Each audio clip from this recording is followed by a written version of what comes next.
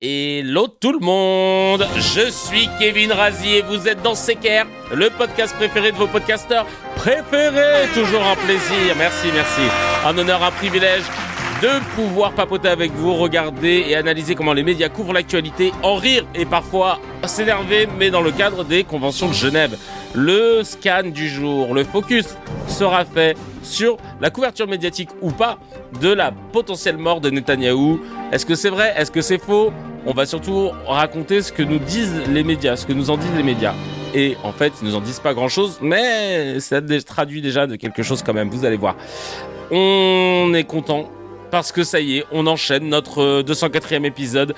On est content parce que demain, c'est les premières répétitions collectives avec toute l'équipe, toute la team de ma comédie musicale, Monerville le musical, comme je vous le rappelle, l'histoire, ça fait 8 ans que je suis dessus, j'ai appris le piano pour ça à l'âge de 30 piges, c'est l'histoire d'un petit-fils d'esclave guyanais qui est devenu président du Sénat français et qui aurait dû être notre premier président noir de la République, mais pourquoi il ne l'est pas devenu? Affaire à suivre dans Monerville le musical. Je suis trop content de pouvoir réunir tous ces talents. Alors c'est pour ça que l'emploi du temps est chamboulé pour les semaines qui viennent. Là, il y aura le prochain épisode jeudi à 20h et ensuite samedi à 11h. Notez-le dans vos petits carnets, voilà, c'est important.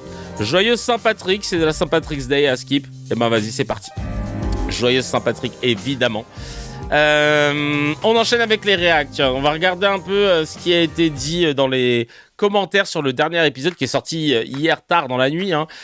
Croisement de doigts. Alors ça c'est 16 car PSG 1966. Ouais frère. Croisement de doigts pour ta comédie musicale Kevin. J'ai pas eu l'occasion de voir ton spectacle mais j'espère que cela va être programmé en salle et qu'elle puisse être diffusée à travers une tournée. Merci beaucoup. Merci, ça fait trop plaisir. On l'espère aussi. En tout cas merci pour le soutien.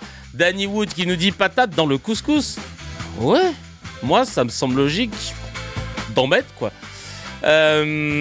Bentar Karim qui dit j'ai fait le dépouillement et c'était Grégoire et Sophia alors que Sophia on la voyait nulle part. Ah oui, il nous parle du dépouillement des votes du premier tour des municipales à Paris du coup. S'il a eu Emmanuel Grégoire et Sophia Chikirou. Chafouinette qui dit Koulou Tamam, j'ai loupé hier soir, mais au moins je profite ce matin. Bah tant mieux. Et Yachou qui nous dit mon live préféré pour apaiser mon système nerveux dans ce monde de fous. Bah ça fait plaisir, merci beaucoup. Si on peut t'aider, parce que c'est pas facile. Et ah bah Chafouinette qui est là. Bah merci beaucoup pour ton message. Je suis là, trop mignonne. Et Chafouinette, la façon dont elle écrit. Je sais pas ce que c'est qu'une chafouinette, mais la vie de ma mère, elle a écrit comme une chafouinette. Je suis là. C'est sûr que c'est une chafouinette. Et le showrunner qui m'envoie une photo ce matin en me disant je suis sur le périph' juste à côté d'Eric Ciotti. Excellent, vanne d'actualité. Il est fort. Voilà. Merci beaucoup. C'est un des surnoms de mon chat, d'accord. En tout cas, merci beaucoup au showrunner pour les travaux et pour la bonne blague. Ça fait plaisir. En tout cas, on y va. On va attaquer tout de suite avec la petite news HMD, celle qui fait plaisir. C'est parti.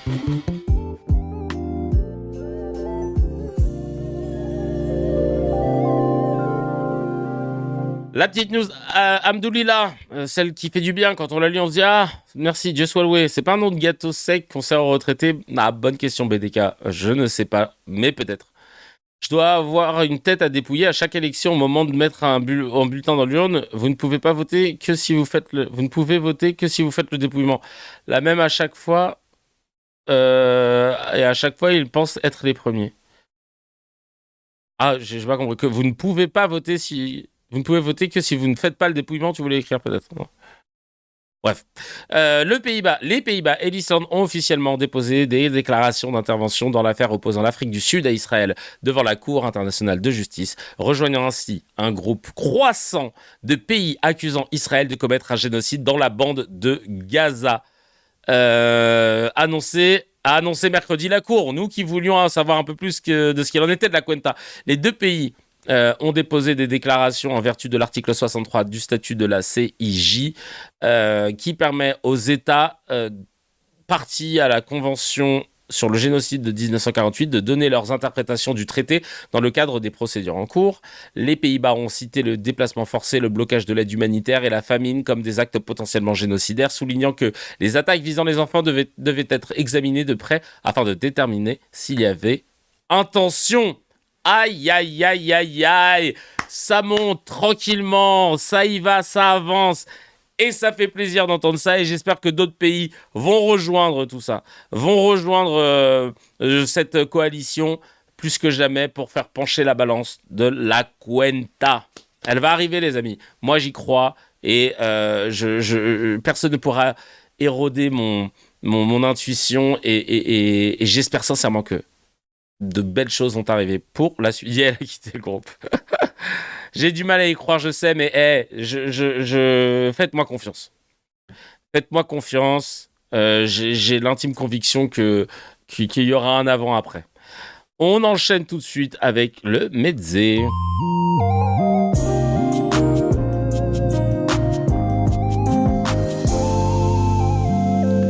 Les petites news à partager entre amis, en famille et tout. Si tu es dans les transports ou sur le périph' comme le showrunner, que t'es Keblo, tu vas pouvoir écouter ça, pouvoir en papoter avec tes amis si t'es dans les bouchons, si t'es dans le RER B ou dans le RER A qui galère tout le temps. Si tu es sur les routes de nationales, si tu es en train de prendre un tramway ou ton vélo, eh bien écoute, une fois que tu rejoindras ton groupe de potes ou ta famille ou même ton chat, tu pourras leur dire putain, tu sais quoi, j'ai entendu que c'est ici que ça se passe, c'est le Mezzé. Et on va papoter ensemble. On commence avec les chrétiens d'Orient.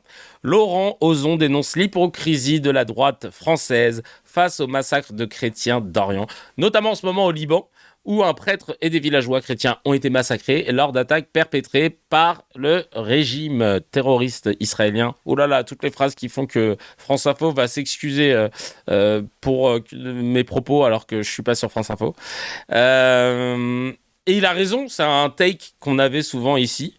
Et là, on va l'entendre. Là, il en parle sur une... Je crois que c'est une chaîne de Raslar, la TVL, de droitard. C'est présenté par Alexis Poulain. On regarde.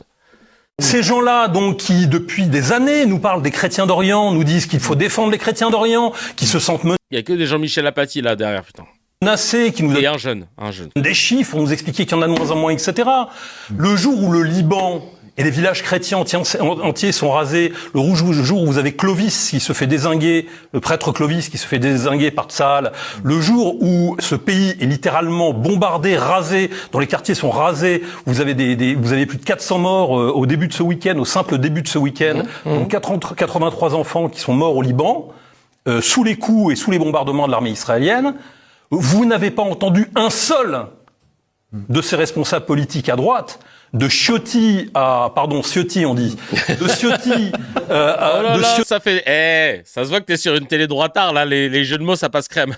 Ciotti à Marion Maréchal, en passant par Bardella et autres, toute la droite est restée silencieuse. Tous ces gens-là qui vous parlent des chrétiens d'Orient à longueur de journée n'ont pas pipé mot. Benito Ciotti, je te jure, ça va l'appeler comme ça. Je vois que ça débat beaucoup sur Alexis Poulain dans le chat. Alors, moi... parce que j'ai vu Cécile Scotami, pour moi, dire de quelqu'un qu'il est pro-russe, c'est un argumentaire occidental. Ça veut dire que tu t'inscris dans un référentiel très occidental qui définit qui sont les gentils et les méchants. Mais à l'inverse, si je te dis, toi, t'es français ou t'aimes ton pays, au vu du regard... au vu de ce qu'on fait dans notre pays et de ce qu'on a fait ailleurs aussi, les gens qui regardent la France aujourd'hui, et on va le voir après, en voyant via le prisme des violences policières accrues, de l'islamophobie montante, de l'antisémitisme, de l'entrisme de pays étrangers dans les médias. En fait, on n'a rien à envier aux autres pays, tu vois. Donc après, beaucoup de gens, quand ils parlent d'Alexis Poulain, disent « Ouais, en plus, il est pro-russe, etc. » J'ai envie de te dire, c'est pas le plus grave, parce que être pro-américain, être pro-européen ou être pro-atlantiste, en gros, je pense que c'est pire. En revanche, pour le reste, s'il a eu des propos discriminant ou stigmatisant une communauté en raison de son appartenance, etc. Là, ouais, on peut se dire c'est problématique, tu vois. Mais moi, je me suis toujours dit, quand on me parle de pro-russe, ouais, lui, il est un peu pro-russe et machin, ouais, c'est pas un argument que je peux entendre parce que nous, en tant que Français, qu'est-ce qu'on devrait dire, quoi? On est Français. Alors, est-ce qu'on n'est pas pro-France, ça veut dire? Mais est-ce que ça veut dire quoi, en fait? Moi, je refuse d'être dans la team pro-occidentale, en tout cas. Parce qu'elle a fait du mal à tout le reste de la planète, elle continue d'en faire. Et en plus, il manipule la vérité.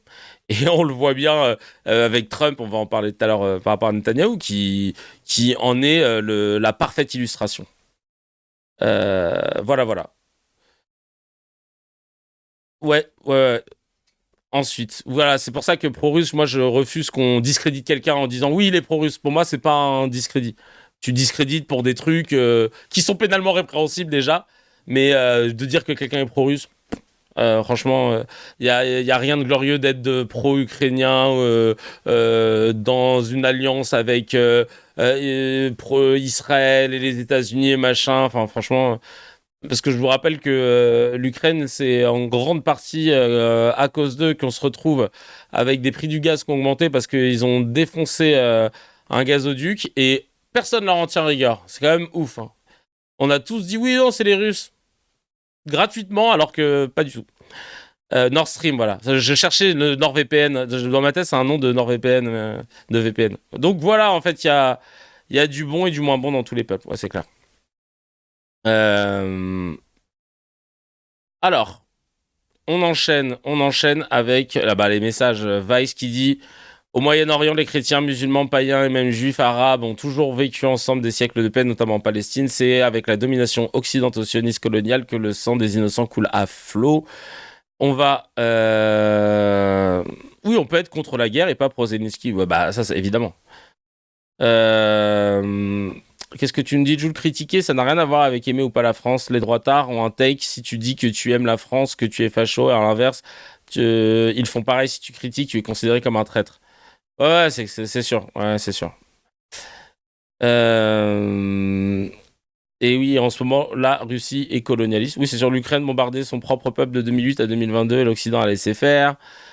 Donc je vois que chacun y va de son argumentaire. Mais en tout cas, voilà, je prêche juste pour ma paroisse. Hein.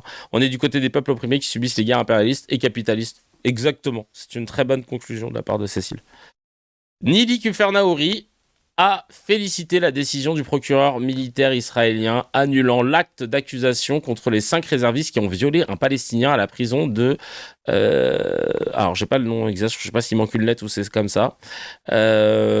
J'ai Teyman, ça en deux parties. En juillet 2024. Ah, waouh. Dû notamment... alors, trigger warning, c'est un peu crade, là, ce que je vais dire. Hein. De bon matin, comme ça, il est 9h57. Donc, les oreilles chastes ou qui n'ont pas envie d'entendre des trucs en rapport avec le viol, vous pouvez couper. Je préfère vous le dire. Perforation du rectum et déchirure interne anale due à la sodomie forcée avec un couteau. Et donc, le procureur militaire israélien a annulé l'acte d'accusation. Aïe. Et Nili Kufernaouri, qui veut décidément être sûr d'avoir une place en enfer, se félicite de cette décision. On va écouter ça tout de suite. Et ces soldats de la force 100 ont été extrêmement humiliés,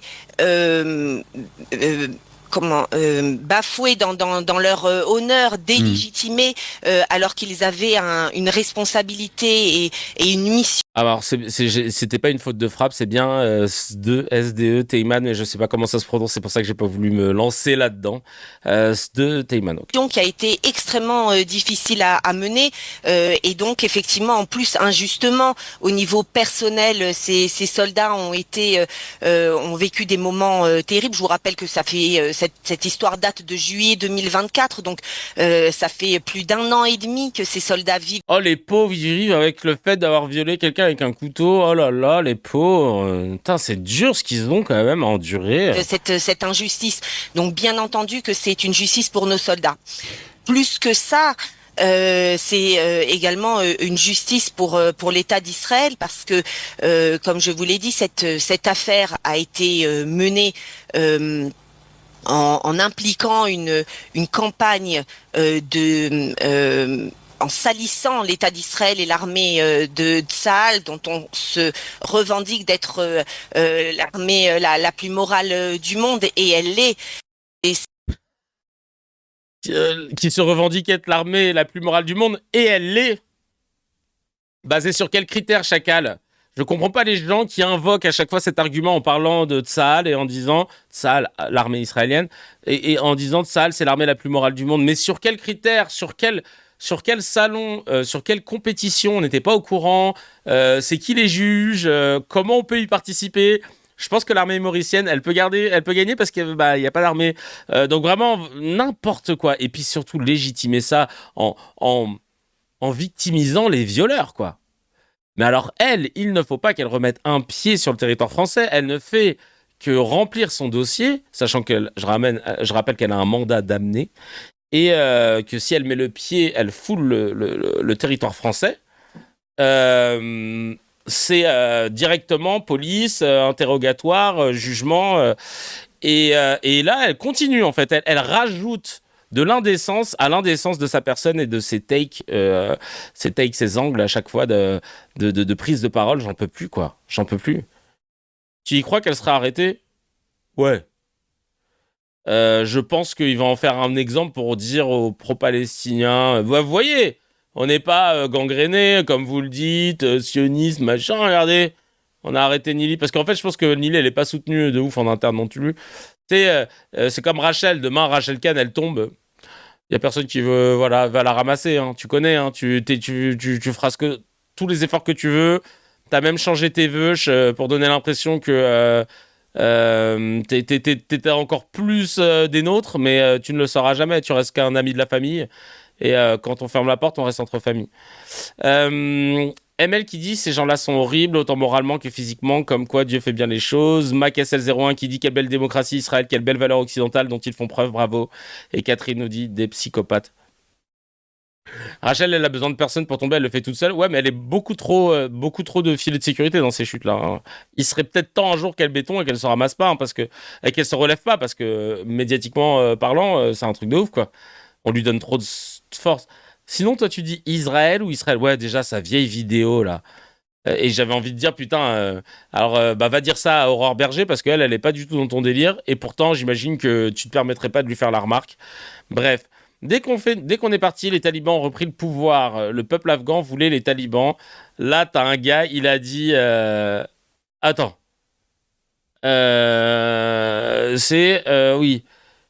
Et quand tout le plateau de CNews reconnaît enfin que Garen Chnorokian raconte n'importe quoi, tout le temps, ça donne ça. Enfin, avec un sondage, comme ils nous disent, Sektieba, sorti de son fion, il l'a dit 99%. Oui, regardez, hein. Quand quelqu'un n'a pas les chiffres, en général, il abuse toujours avec des scores de dictateur. Dès qu'on est parti, les talibans ont repris le pouvoir. Parce que le peuple ne voulait pas un autre pouvoir. Putain, j'ai la même cravate que lui, je suis dégoûté. Il a acheté sur Temu, du coup, ça s'est cramé. Je sais parce que moi, c'est de là qu'elle vient. Dès qu'on est parti, les talibans ont repris le pouvoir. Parce que le peuple ne voulait pas un autre pouvoir. Le peuple afghan voulait les talibans. En Iran, je pense qu'il y a ça n'a rien à voir l'Iran avec l'Afghanistan. Tout le peuple, le peuple afghan ne voulait pas les talibans non plus. La majorité. Attention, pas tous en même temps, s'il vous plaît, pour les talibans. La majorité des Afghans sont avec les talibans. Si, bien sûr que si. Quand on regarde, 99% de la population afghane est pour l'application de la charia. 99%. 99%. Chacal. Mais des virgules au moins, tu vois, genre 99,4, tu sais, ça fait un peu semblant, tu vois, donne-nous un petit biscuit, un petit truc qui nous donne l'impression. Ah là là, il est présenté comme simple journaliste alors qu'il est très proche de Sarah Knafo et roule pour Reconquête, et il est surtout sur frontière, donc il est tous aux journalistes. Non mais vraiment, 300%. Lui, il a sauté la barre psychologique du 70% habituel. Bah oui, d'habitude, c'était 70% quand on est 99%. Vraiment là, 98.2 selon mon FIAC, ouais. Des scores de tard la radio. 97.8, ado. Non mais vraiment, je comprends pas. Ces énergumènes qui sont encore... L'ARCOM est où, là? La loi CKR, elle est où? La loi CKR, elle est où? La loi CKR entre en vigueur, ça dégage. Loi CKR débarque, je rappelle la loi CKR, si tu dis quelque chose que tu ne peux pas prouver, tu dois, dans la même émission, sous 48 heures jours ouvrés, t'excuser ou bien nous donner les chiffres. Si tu ne le fais pas, tu as un blâme, au bout du deuxième blâme, tu dégages. Et il y a beaucoup de gens qui vont dégager, je peux vous le dire. Vraiment, ouais. Source t'inquiète, x 1000, 99,44. Non mais vraiment, oh là là là là. Purée de pommes de terre. Même Chirac contre Le Pen n'a pas fait ce pourcentage, la vie de ma mère.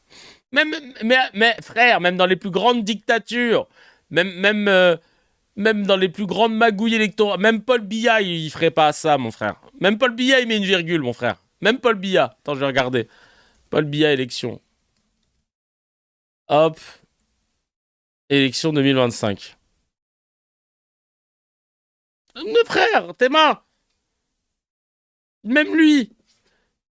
Il a obtenu 53,66%. Il a fait propre. Il a fait propre. Il l'a fait stylé. Tu vois? Oh. Vraiment. Non. Il abuse. Là, il abuse. 99. Aïe, aïe, aïe. Ensuite, Israël a largué des tracts menaçants sur Beyrouth depuis des avions. Si vous ne voulez pas qu'il vous arrive la même chose qu'à Gaza, vous devez collaborer. Sympa, l'armée la plus morale du monde. Oh, d'une moralité, des tracts... des tracts vraiment... des tracts bienveillants. Ça, c'est de la bienveillance. C'est vraiment... c'est vrai, voilà, c'est vraiment... C'est l'amour. C'est la moralité. Moi, là, chaque ligne transpire de moralité. Hein. Vraiment, c'est incroyable. Incroyable. Ah ouais, prévoyant la team. Ouais. Donc, ils reconnaissent leurs atrocités commises à Gaza totalement. Totalement. Ah là là là là là là. Purée de pommes de terre. Des menaces bienveillantes, la vie de ma mère. Des menaces bio-éthiques, tu vois, c'est des menaces circuit court, tu vois, vraiment. C'est des menaces vraiment élevées en plein air, tu vois, de bonne aloi. Ah merde, j'avais pas vu le message de notre ami. Hop, je regarde. Ça fait longtemps que j'étais pas allé sur le Discord, voilà, c'est pour ça. Bon, voilà, je vois que ça avance tranquillement, c'est bien. Paf, je vais lire tout ça après. Alors, on va regarder cette vidéo qui va nous faire rire, je le pense. C'est parti. Ces flyers, c'est une première, et l'autre versant du flyer montre, alors pareil, on le voit très mal, mais en fait, c'est une comparaison directe avec la situation de Gaza, et on pourrait qualifier cela d'assez cynique, puisqu'en fait, l'armée israélienne... On a Jules qui nous dit « L'armée morale envoie un tract parfois dans 1 heure, on va bombarder, et quand tu connais Beyrouth, en règle générale, dans la banlieue sud, pour faire 1 kilomètre, c'est une galère.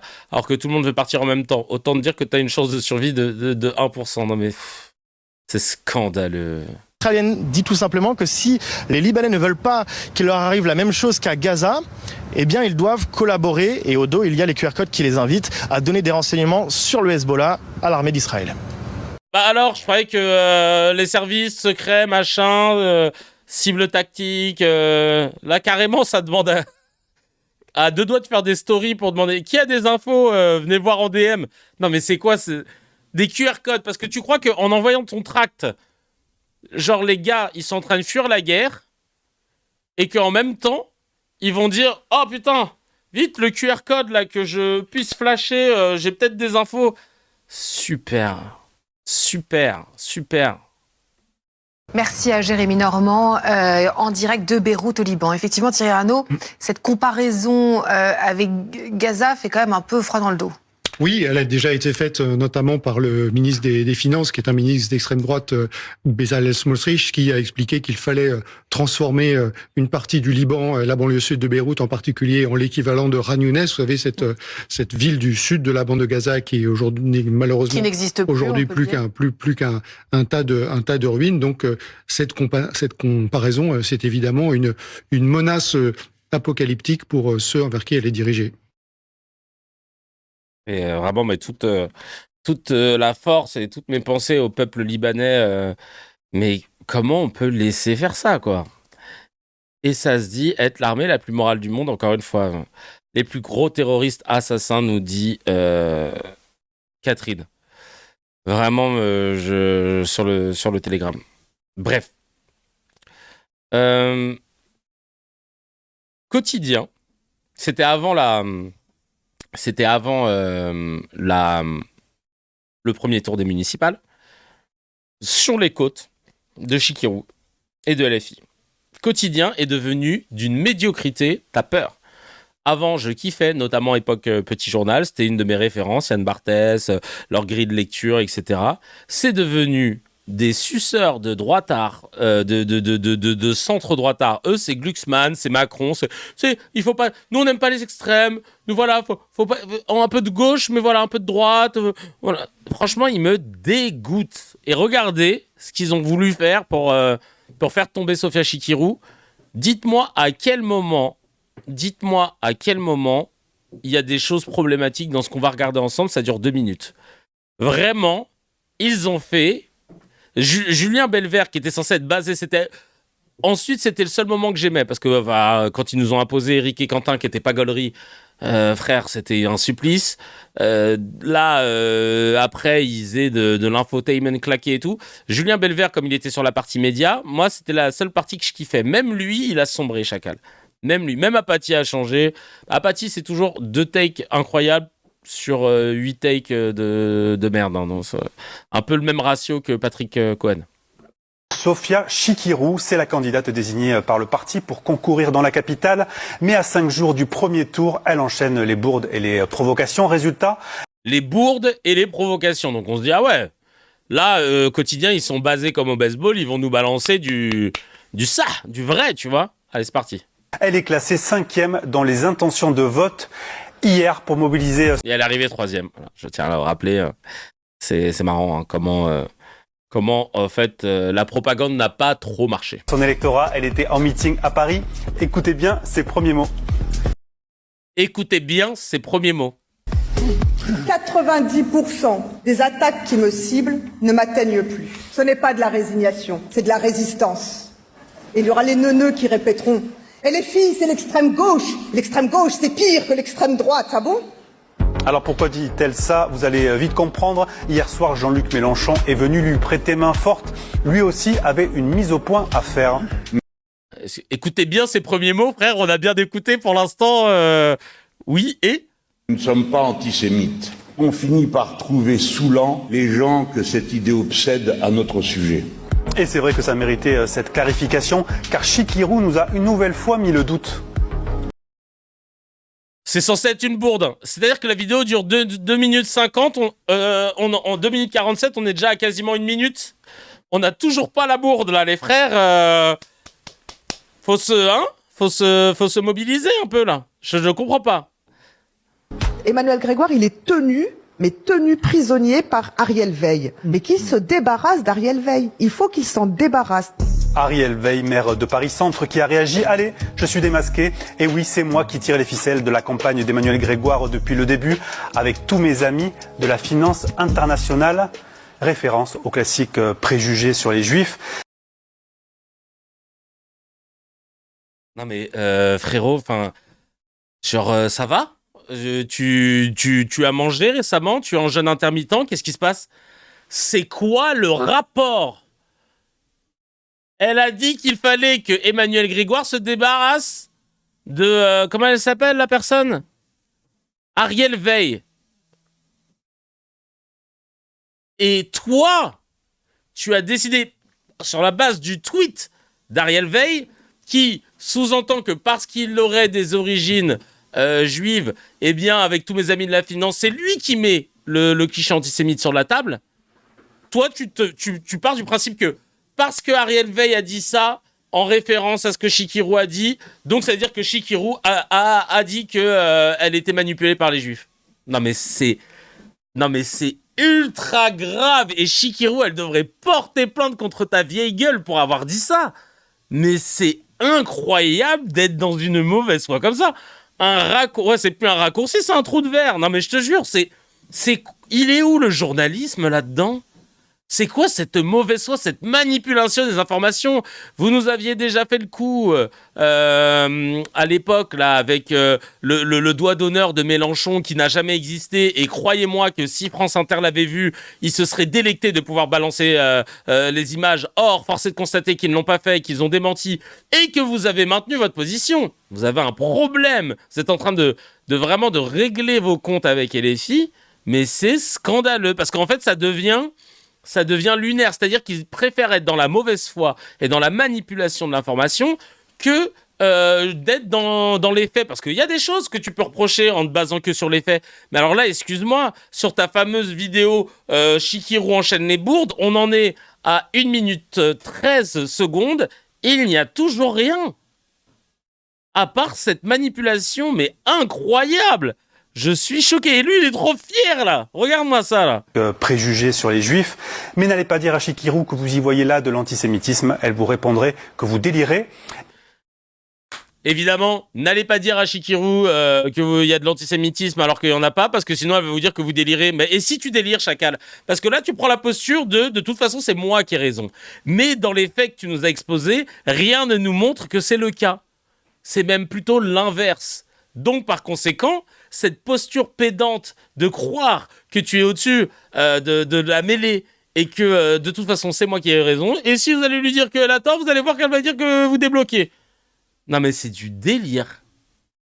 C'est du délire complet. Ah, il est loin le frère, hein. Oh là là. Et toujours dans le même... Ah, il fait du Jordan Florentin, de ouf. Podcast face à des streamers acquis à sa cause. Moment méchanceté gratuite. Acquis à sa cause. Eh bien oui, vas-y. Et vas-y que j'en rajoute une couche, il parle de la Zawa Prod. Suite. Raquel Garrido, maintenant que les gens la voient matin, midi et soir à la télé pour cracher sur elle, les filles se rendent compte de la plaie que c'était quand elle était chez nous, hein. Il fallait la supporter, hein. Mais fallait l'encaisser. Elle fait de la peine. Ah, mais oh là là.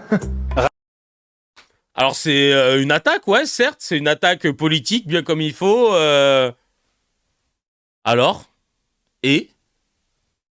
Donc, on n'a pas le droit de... Elle a diffamé ? C'est la plaie, on se rend compte de la plaie que c'était. T'as quelqu'un au bureau avec qui tu t'entends pas, ou qui a mis une sale ambiance, ou qui était casse-couille, etc. Tu dis, oh, la plaie que c'était. C'est une attaque politique. Oh là là, elle est méchante, ouais, c'est exactement ça. Oh, méchante en fait. Raquel Garrido qui aujourd'hui dans les médias est en train de minimiser les scores de LFI en disant ouais non mais c'est pas un truc de ouf non plus et tout machin, parce que le seum, parce que LFI pour ses premières municipales officielles ont fait des scores que personne n'attendait, surtout après une grosse campagne de dénigrement dont Quotidien fait partie. Quand tu vois que Quotidien maintenant fait partie des voix qui sont... qui protège le système plutôt que l'inverse, ça devient problématique. Raquel Garrido, ex-insoumise, tout comme Clémentine Autain. Clémentine Autain, la princesse, c'est pareil, quoi. Non, mais en plus, elle a un historique. Ils se présentent, ils ont quelques avantages, la douceur du blond, des yeux bleus et des paroles et des mains qui font ça. Décidément, étonnante façon de faire campagne à Paris. Décidément, étonnante façon de faire campagne à Paris. Enfin, genre, j'ai jamais vu ça. Vous avez déjà entendu un candidat politique invectiver d'autres candidats ? Je sais pas. Est-ce que quelqu'un a déjà entendu un candidat dire du mal d'autres candidats ? Non, il y a que LFI, hein. Il y a que LFI, hein. Vraiment, c'est... décidément, on n'a jamais vu ça. Enfin, genre, nous, perso, Glucksmann, notre gars sûr, il n'a jamais fait ça. Oh là là là là là là... franchement... Je te jure, ils vont aller chercher des trucs. Blonds, yeux bleus, référence bien sûr aux Ariens. Non mais je te jure, on relèvera que la plaie fait référence aux plaies infligées aux Juifs dans les camps. Chikirou antisémite. Je te jure, c'est vraiment ça. C'est vraiment des raccourcis, des trous de verre. Vraiment. Mais oui, Raquel Garrido, elle avait craché sur Glupatate parce qu'il l'avait cool l'outamam. C'est vrai en plus. Un truc de ouf. Sofia Chikirou devrait éviter les podcasts en ligne car c'est dérapage sur dérapage. C'est dérapage sur dérapage. On n'en a toujours pas vu, Chacal. Pour l'instant, on est sur quelqu'un qui prend des virages contrôlés à 40 km/h. Excuse-moi, hein, on n'a pas vu quelqu'un qui était en drift là. C'est quoi un dérapage pour toi? Mais dans ce cas, alors lui, quand il entend Julien Audoul, bah, il l'entend pas apparemment. Hein, ton homonyme. Julien Audoul, tu l'entends pas? Belver, non, c'est toi. T'entends pas Tanguy, t'entends personne d'autre, toi. T'entends pas les outrances de Rachida Dati, t'entends pas... Chikirou se paye les médias quelques jours après l'affaire Quentin de Ranc. Virez les fascistes des médias. Est-ce qu'on n'en peut plus des laquais des fascistes sur les plateaux télé? Vous nous dégoûtez. Vous n'êtes pas journaliste. Vous n'avez rien de journaliste, rendez la carte. C'est ce que Simone Veil appelait les nazis à petits pieds. Voilà ce qu'ils sont, des nazis à petits pieds. Alors de qui parle-t-elle? T'as vu comment ils ont bien remis en boucle, sans rien dire, le geste qu'elle a fait de la main comme ça. Ça, c'est pas anodin. Parle-t-elle? On ne le... Ça, c'est pas du tout anodin. Surtout connaissant Quotidien. C'est pour bien, tu sais... remettre encore plus une couche dans la tête des gens, dans l'inconscient de... Voilà ce qu'ils sont, des nazis à petits pieds. Alors, et là, je remets un pseudo-salut, tu vois. Parle-t-elle? On ne le saura pas, car elle ne donne aucun nom. Alors, de qui parle-t-elle? On ne le saura pas, car elle ne donne aucun nom. Mais attends, Julien, tu analyses les médias ou... quand on parle de fascistes dans les médias qui sont en train de jeter de l'huile sur le feu, etc., genre, tu connais pas ces news, tu connais pas les Caroline Fourest, les Céline Pina, tu connais pas Barbara Lefebvre sur les grandes gueules, tu connais pas Truchot, tu connais pas Marshall, tu connais pas Pro, tu connais pas Tréhard, tu connais pas Fenech. Non, de qui parle-t-elle quand elle parle des fascistes? On ne sait pas. On ne sait pas de qui elle parle. Non mais...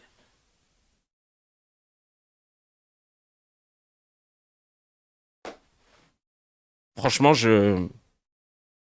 voilà ce que c'est Quotidien, quoi. C'était genre mon goat, hein, Barthès. Le petit journal, satire, machin, bram, bam, bam. Ok, peut-être que c'était de la gauche caviar, de la gauche champagne. C'était ça un peu Canal+. Mais putain, ça a tiré à balles réelles. Là, frère, ça invente des histoires. Parce qu'ils ne peuvent pas se piffrer à les filles. Faites du journalisme, oh! C'est un mec, moitié en pyjama, moitié en costume, qui est en train de vous couler l'outamam, là. Je suis désolé. Vraiment, ne regardez pas Quotidien. Honnêtement, ne regardez pas Quotidien. Et c'est devenu le journal du système, quoi. Et sur cette chronique-là, il mériterait une plainte pour... il mériterait, Belver, une plainte pour diffamation.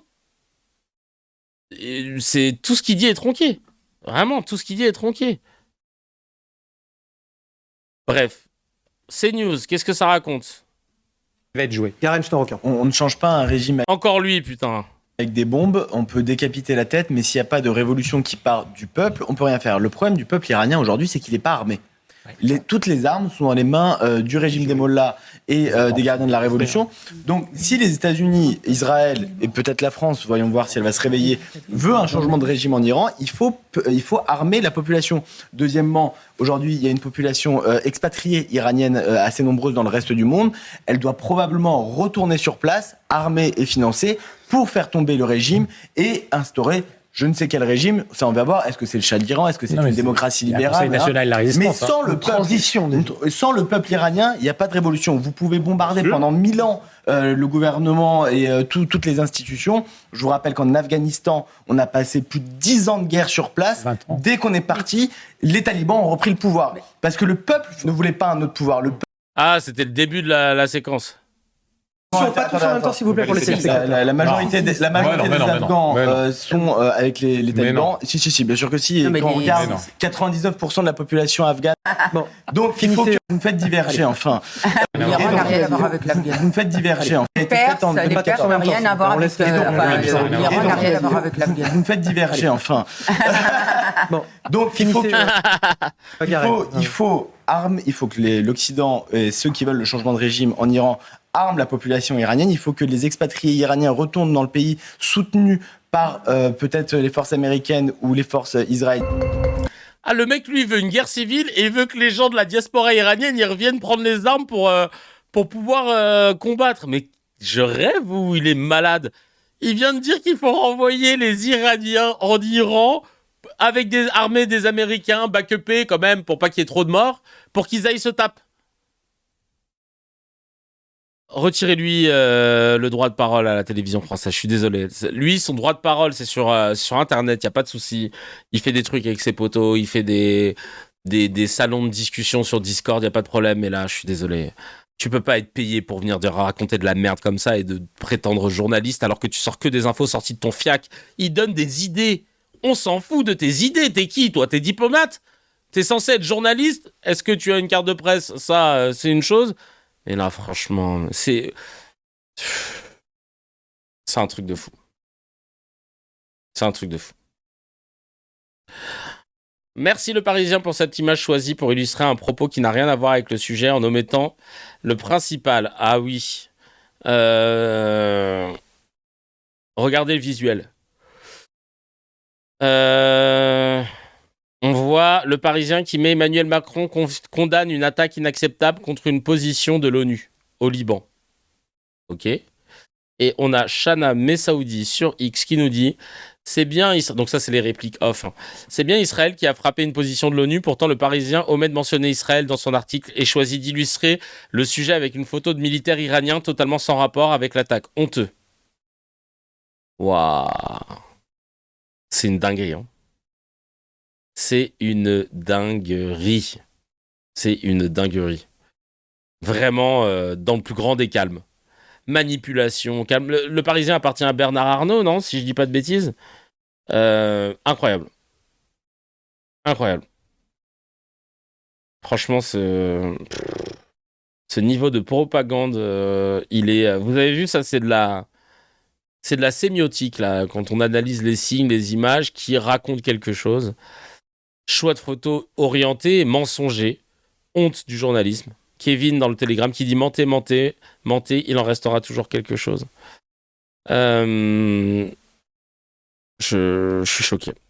Voilà. Donc faites attention à ça aussi. C'est important. Heureusement qu'il y a plein de gens basés sur les réseaux, je te jure. Olivier Rafovitz, qu'est-ce qu'il nous dit? Tiens, alors ça c'est étonifiant ça aussi. Écoutons-le sur I24. Dans une guerre et dans un conflit d'amplitude biblique. On est dans une guerre et un conflit d'amplitude biblique.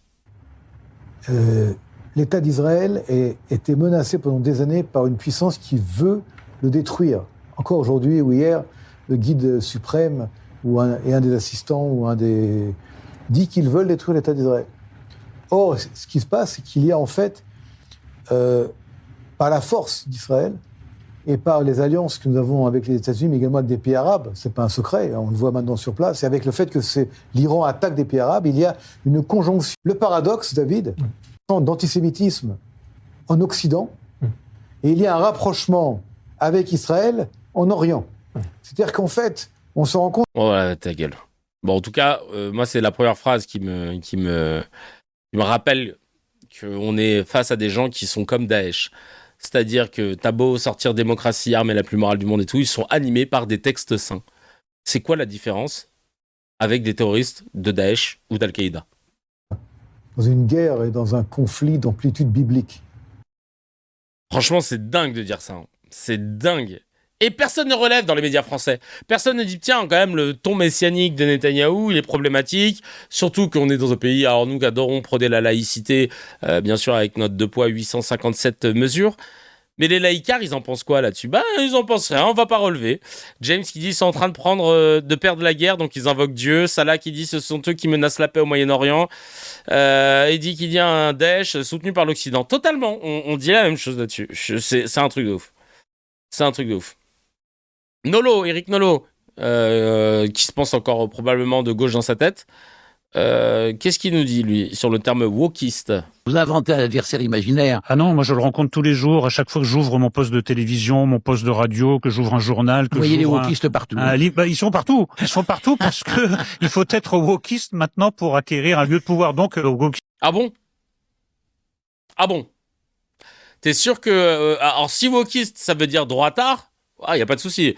Il faut être droitard, réactionnaire pour avoir un poste partout. Parce que je te rappelle que toi, t'es dans une émission sur une chaîne qui fait des scores de malade, une chaîne d'information qui s'appelle CNews. Ils sont où les wokistes sur CNews? Ils sont où les wokistes sur LCI? Ils sont où les wokistes sur BFM? Ils sont où les wokistes sur RMC? Ils sont où les wokistes même sur France Info? Alors, j'ai envie de te dire, même les wokistes qu'il y avait dans le quotidien, ils ont pris le pli de défendre politiquement, en tout cas, une ligne très extrême centre. Super. Alors le mec, soit il ne sait pas ce que ça veut dire, soit, mais c'est ça le problème aussi. C'est que les fachos, ils sont dans un tel déni qu'ils pensent être les rebelles de la société. Chacal, si t'avais été un rebelle, t'aurais été comme moi, là. Dans une chambre de chez Watt, enfermé en train de faire des streams pour pouvoir t'exprimer parce que tu sais très bien que tes propos ils passeront pas à la télé. C'est ça la vérité. C'est ça la vérité, Chacal. C'est très couru, cher ami. Mais je comprends, vous êtes du bon côté, donc je comprends bien. Je suis désolé d'être de gauche, effectivement, d'être laïque, de défendre l'universalisme, défendre la rationalité et la science. Ah bon, d'accord. Donc c'est ça le bon côté. Donc vous êtes anti-wokiste, en fait. Je suis anti-wokiste à la mesure où vous définissez le wokisme comme quelque chose que vous détestez de part en part, parce que vous l'avez défini de façon à le détester. C'est-à-dire qu'en réalité, le wokisme, par des gens qui se proclament de l'anti-wokisme, c'est tout ce qu'ils n'aiment pas. Vous disiez tout à l'heure, à propos de festivals de cinéma, qu'on comptait le nombre de femmes. Oui, c'est tout. Mais vous me disiez tout à l'heure, quand vous répondez à la question première, que vous étiez féministe. Moi, je n'aurais jamais remarqué qu'on comptait le nombre de femmes, parce que je suis féministe, effectivement. Vous le remarquez? Je le remarque parce qu'il est question que de ça. Écoutez, il y a tout de même une oppression multiséculaire des femmes, pour pas dire plus encore. Il est un peu normal qu'on prenne des actions compensatoires. Vous êtes opposé aux actions compensatoires. Non, je vous ai dit le contraire, mais simplement, je suis contre qu'on réduise tout à un seul critère. Je n'ai rien su d'autre sur ces festivals. Qui était en compétition? Un mauvais journaliste, c'est tout. Quand ça se répète comme ça tous les 3 jours, c'est le hasard cosmique qui frappe. Le problème, c'est que vous voyez des choses, encore une fois, je le redis, que je ne constate pas, mais probablement parce que je suis intoxiqué par le service public. Vous êtes intoxiqué par le wokisme. Oh là là là là là là là là. Ouais, ça tire à balles réelles. Oh là là là là là, mais vraiment. Que dire? On enchaîne. Attends, je vais regarder déjà s'il n'y a pas des petits messages. Nolo, c'est vraiment l'archétype du gaucho adoré par la droite. Mais c'est pas un gaucho, c'est pour ça. Ça, c'est Macassel qui nous dit ça. Chris qui nous dit Nolo le collabo. Ça marche un peu mieux comme ça. Hop. Attends, 2 petites secondes. Je note ce petit truc-là pour moi. J'oublie pas. Et hop. On enchaîne. Alors, Trump, sur LCI, le général Yakovlev termine le mythe de l'Amérique en disant que le problème états-unien s'appelle Trump. Un homme qui a échappé 5... Oh, putain, attends, il dit les termes, on va écouter ça au micro de Darius Rochebain. Ça prouve que le chef de l'État le plus puissant du monde ne comprend rien à ce que c'est que la guerre. C'est pas étonnant de la part de quelqu'un qui a échappé 5 fois à l'appel au service militaire. Vous voyez ce que je veux dire? Il a tout fait pour y échapper et maintenant il est le commandant en chef. Ça, non seulement c'est choquant, si c'était que choquant. Ah oui, j'avoue, là, ils montraient des images publiées par les comptes officiels de la Maison-Blanche où ils font ils montrent des images de frappes, hein, donc des frappes qui tuent des gens. Ils font des montages avec de la Wii, avec Call of Duty. C'est du grand n'importe quoi, hein, ce qui se passe aux États-Unis. Quand, à la limite, on dirait ouais, c'est comme ça. Mais ça prouve que l'Amérique a un problème et ce problème s'appelle Trump. Quand vous ne savez pas Vous ne comprenez pas ce que c'est que la guerre.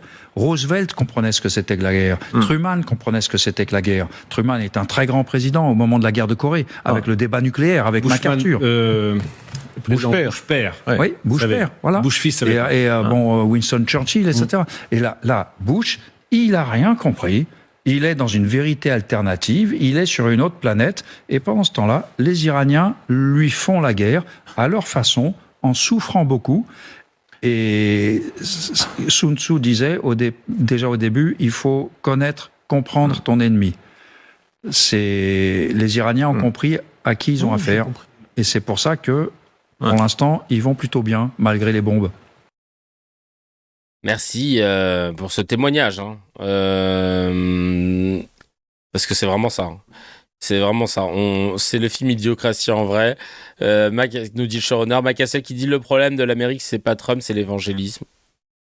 Voilà, je pourrais pas te répondre là-dessus. Sur Quotidien, il a fait du sale, ce monsieur Bazet. Ah bah ouais, tu m'étonnes. Parce que Quotidien, tu sais, ils sont encore dans ce truc de... Comme beaucoup de journalistes, ils ont besoin d'avoir un camp bien défini. Camp du bien, camp du mal. Eux, ils n'ont pas compris la nuance. Et... Enfin, du moins, ils l'ont perdu. Et ouais, si t'es pas dans le camp du bien et que tu es dans le camp du bien parce que t'es basé mais que tu as des takes qui te turlupinent parce que tu dis attends mais là en fait t'es en train de nous dire que le bien il serait pas si bien, il pète un plomb là. On va faire maintenant non pas une couverture médiatique, une analyse des médias. Là, c'est une petite info qu'on m'avait demandé de traiter en amont. Donc là, c'est rare qu'on fasse ça, mais là, c'est un témoignage plutôt. On va raconter ce qu'on a vu. On va faire un arc violence policière. Donc, si ça vous... parce que ça, on va parler de violence, on va montrer des images violentes. Si vous êtes très sensible à ça, évidemment, n'hésitez pas à muter ou à cuter le temps que ça passe et vous avancez. Je vous ferai un signe, je vous ferai ça. Ça veut dire que là, c'est fini quand je fais le signe de croix comme ça, avec mes mains. On va commencer avec cette histoire que vous avez peut-être toutes et tous entendue, mais pas suffisamment. C'est le petit Evan qui habite à Toulouse et qui s'est fait tabasser par la BAC chez lui. Parce que la BAC, il pensait que c'était un cambrioleur. Chez lui. Evan était chez lui comme toi, t'es chez toi au moment où tu m'écoutes. Et là, t'as des gars qui arrivent de nulle part et qui te défoncent la gueule. Et après, ils te demandent qui t'es. Tu dis, je m'appelle Kevin Razi et je suis dans mon appartement. Et là, les gars, ils font, ok, vas-y, nettoie un peu là ton visage, t'as du sang partout. Allez, à plus tard. Non, mes frères. Des policiers le prennent pour un cambrioleur et le tabassent chez lui. C'est ce qui est arrivé à Evan, 19 ans. Ça s'est passé à Toulouse, le 27 février 2026. Evan prépare un repas chez lui en attendant le retour de ses parents. Soudain, peu avant 20h, des individus pénètrent par la fenêtre de la cuisine et le passent à tabac. Plaie à l'arcade sourcilière, hématome au niveau de l'œil, le jeune pensait qu'il s'agissait de voleurs, mais c'étaient des policiers de la BAC, selon son père. Ce n'est qu'après l'avoir roué de coups qu'ils lui ont demandé son nom. Et là, ils lui ont dit d'aller se nettoyer. Ils n'ont même pas appelé les secours. Ils l'ont laissé en sang et ils sont partis comme des voleurs. Sonné, Evan a pu contacter sa mère et a passé la nuit aux urgences du CHU de Toulouse. Sa famille a porté plainte le 2 mars pour violence par une personne dépositaire de l'autorité publique sans incapacité. Quant aux policiers, ils déclarent s'être introduits chez Evan après le signalement d'un voisin pour une possible tentative de cambriolage. L'un des agents ne nie pas lui avoir porté un coup au visage, mais justifie que c'était pour le maîtriser. La plainte a été transmise au procureur de la République, qui ne s'est pas encore exprimé. Ces violences policières ont choqué de nombreuses personnes, dont le député Thomas Porte, qui exige la dissolution de la BAC. Le père d'Evan explique que son fils a été suivi par un psychologue pour tenter d'évacuer ce traumatisme. Tu m'étonnes, pauvre Evan, et force à lui. 19 piges. Non mais, comment on rentre par la fenêtre? Non mais déjà, il n'y a rien qui va. En gros, dans une autre vidéo, moi j'ai compris que il y avait une coupure du courant chez Evan, les lumières ne marchaient plus. Lui, il était en train de faire à manger. Et donc, pour finir de faire son plat, là, il a pris son téléphone portable et il s'est éclairé avec la lampe torche du téléphone. Un FDP, n'ayons pas peur des mots, de voisin, croyant bien faire, s'est dit, oulala, Il y a des cambrioleurs chez mon voisin. Et ils ont appelé les flics. Et la BAC est rentrée par la fenêtre, chacal. Déjà, je savais pas que la BAC avait le droit de faire des perquisitions. Comme ça. Et ils l'ont tabassé.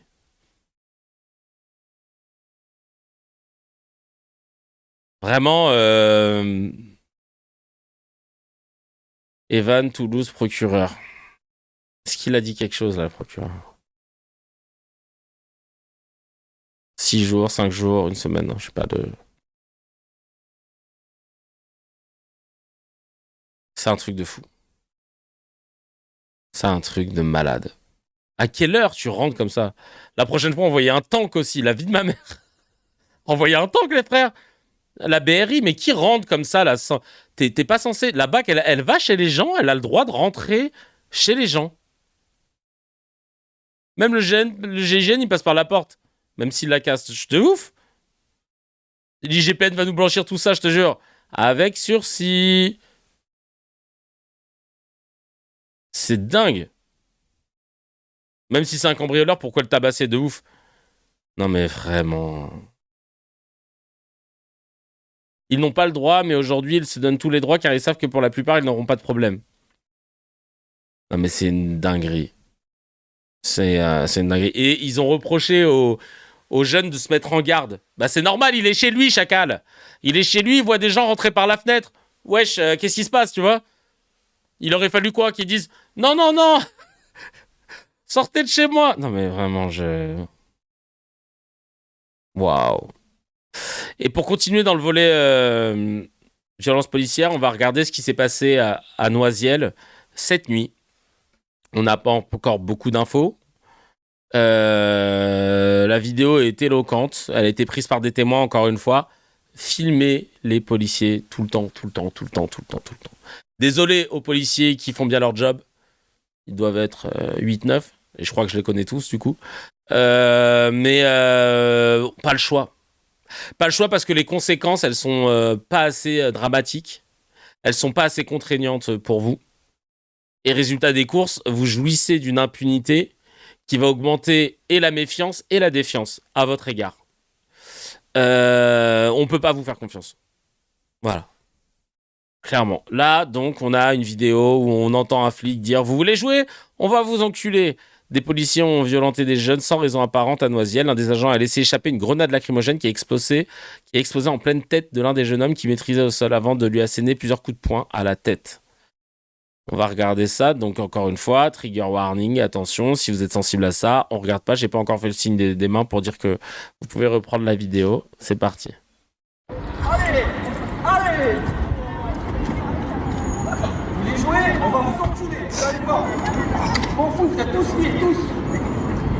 Je m'en fous, vous êtes tous liés, tous. Non, mais moi, j'ai rien à voir, je m'en fous. Tu respires? Ok, vous êtes liés, parce que lui aussi, il respire. À toi! Pousse-toi!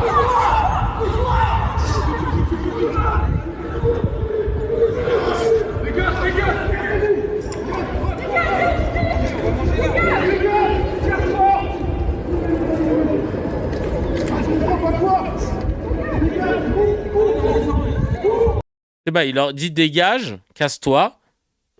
Donc eux, ils se disent bah ouais, on y va. Et cours.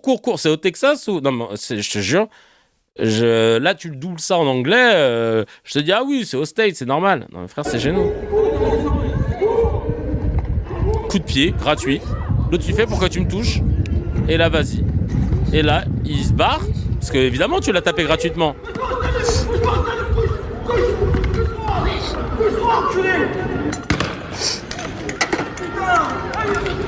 Et là, il le tape.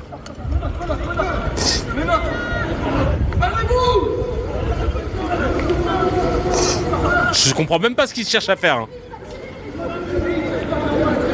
Je sais même pas ce qu'il cherche à faire là. Le mec là, ils l'ont traîné, frère. Est-ce qu'il est conscient?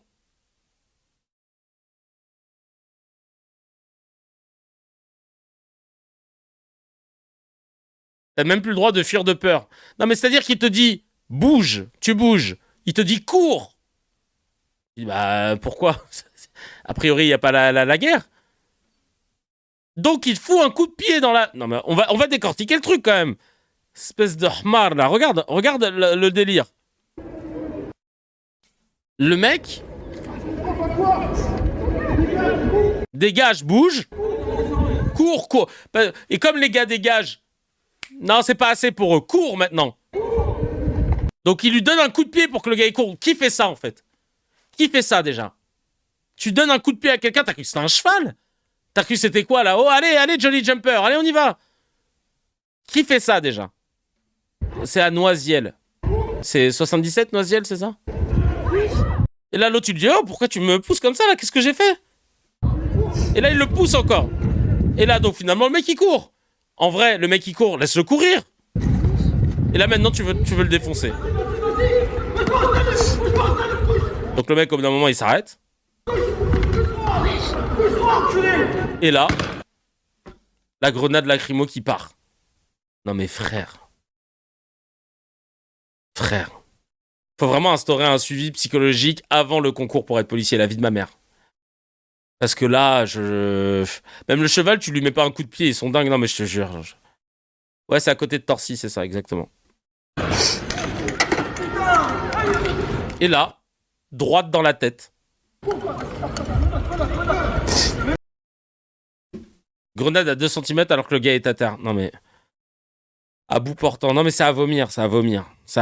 Et là, l'autre Cuvapis, là, qui va venir nous dire, là, Laurent Nunez, Cuvapis, et qui va nous dire, oui, alors attendez, on a besoin des éléments pour comprendre le contexte.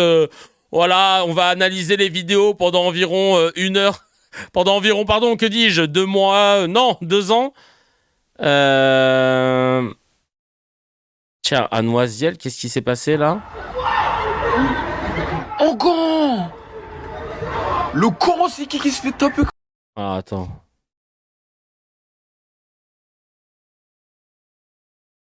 Là, ils disent... mais on voit pas bien. Le petit est dans le coma, un penalty dans la tête. La dinguerie. Ah, il y a quelqu'un qui passait. La dinguerie. Ah putain, c'est compliqué. La dinguerie. Ouais, c'est... La dinguerie. On voit pas beaucoup de choses. J'avais pas vu une voiture passer à ce moment-là. Ah si, il y avait une voiture là. Ah oui. Non mais c'est un truc de ouf. Ah oui, donc là, le voilà dinguerie, c'est la voiture... Ah oui, c'est la voiture qui part, ouais. Oh là là là là. Nunez aussi efficace que l'Arcom. Je te jure, Nunez aussi efficace que l'Arcom. Vraiment. Laurent Nunez aussi efficace que l'Arcom. C'est le même centre de formation. Il y a une vidéo? Oui, on va l'analyser, on va essayer de voir. Quentin Deranque? Non, c'était un guet-apens. Bah attendez, l'enquête elle a pas commencé. Non, mais on pense que c'est un guet-apens de la jeune garde. Je sais pas si vous avez vu quand même comment Laurent Nunez, il était rapide comme l'éclair pour dire non, mais quand même, on voit bien que je pense, hein, au vu des vidéos, que c'est un guet-apens de la jeune garde qui a été dissoute, hein, donc elle n'existe plus. Ouais, non, mais c'était un guet-apens de la jeune garde. Au bout vraiment de 45 minutes, le mec, il avait déjà ses quasi-conclusions, hein, au final, qui étaient fausses. Et là, tu lui montres la vidéo, il va dire non, mais faut contextualiser parce que peut-être que le mec, tu vois, quand il lui a dit bouge, il a bougé. Après, il lui a dit cours. Voilà. Après, il lui a dit à cloche-pied. Il n'est pas parti à cloche-pied. Il a triché. Parce que normalement, c'était cloche-pied. Ensuite, il saute avec les 2 pieds. Cloche-pied, marelle. Et non, frère. Après, il fallait la corde à sauter. Le cousin, là. Qu'est-ce que vous voulez de plus que le... Vraiment. Hein. Je suis sidéré. Quelqu'un fait le tour des médias ce matin pour voir si ça en parle? Il y a quelqu'un qui l'a fait. Non, ils sont en boucle sur les municipales. Moi, de ce que j'ai vu ce matin, c'était... il a pas dit Jacques Hadid, je te jure. C'était ça, ouais. Non, franchement, c'est scandaleux. En tout cas, voilà.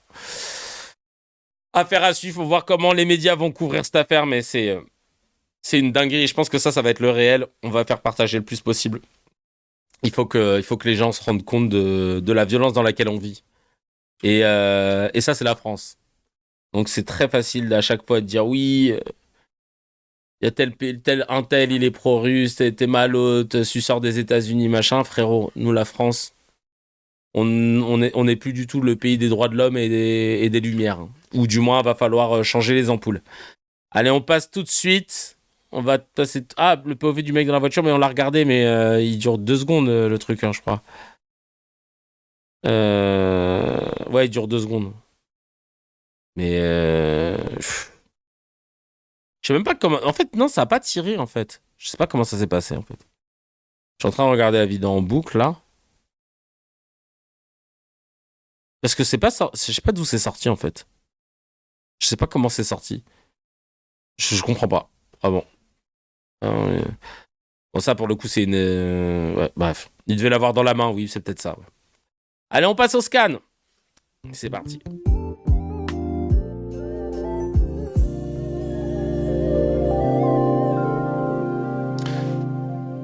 Hello tout le monde, je suis Kevin Razi. Comment vous allez sur YouTube? J'espère que vous allez bien. Avant de commencer, tu connais les bails, hein. Vous nous avez gâtés avec Alix Cordier. On veut être dans la même dynamique avec cette vidéo à 19K. On continue, on partage, on clique sur la cloche, on clique sur s'abonner, on partage à au moins une personne de son entourage et c'est déjà beaucoup. Merci de nous soutenir sur le Tipeee, de donner de la force, ça fait plaisir. Et n'hésitez pas, hein, si vous n'avez pas les moyens de juste vous taper des épisodes de CKR avec de la pub, vous coupez le son et vous ouvrez un autre navigateur où il y a un adblock, comme ça vous regardez votre épisode sans pub, moi ça me va. Ça tourne à côté, ça génère de la pub. De l'autre côté, vous faites votre petit kiff avec CKR. On est content. On va parler de cette rumeur de la mort de Netanyahou, Premier ministre d'Israël, un chef du gouvernement qui bombarde depuis 2 ans le Gaza, le Liban, la Syrie et maintenant l'Iran, et qui est poursuivi pour corruption dans son pays, de crimes de guerre et de crimes contre l'humanité par la Cour pénale internationale. Et celui surtout qui a besoin que la guerre continue pour éviter d'aller en prison. Et depuis quelques jours sur Internet, il y a une question qui circule. Est-ce que Netanyahou est mort ? Mort, tué par une frappe iranienne. Et en fait, c'est fascinant. C'est pas vraiment la question en elle-même. Ce qui est fascinant, c'est de voir pourquoi cette question existe, c'est quoi les indices et pourquoi les chaînes françaises ont mis du temps à en parler. Et c'est ce que ça nous dit sur l'état du monde, parce que les rumeurs concernant les leaders iraniens qui seraient potentiellement tués, on les a très rapidement à la télévision française. La rumeur sur Netanyahou, elle a mis des jours avant d'être légèrement abordée. Et en fait, ça nous en dit beaucoup, voilà, sur l'état du monde dans lequel on est, et que la mort potentielle de quelqu'un puisse générer autant aussi d'espoir sur les réseaux sociaux. On va tout regarder, hein, les vidéos, les anomalies, les preuves de vie douteuses. Et au final, mort ou vivant, est-ce que ça change vraiment quelque chose ? Est-ce que, même s'il avait été mort, il n'y aurait pas pire derrière quand tu vois Smotrich, pour ne citer que lui ? On est vraiment en train de se plaindre que les médias n'aient pas relayé une rumeur ? Non, on est en train de constater que les médias ont relayé les rumeurs très facilement concernant les Iraniens.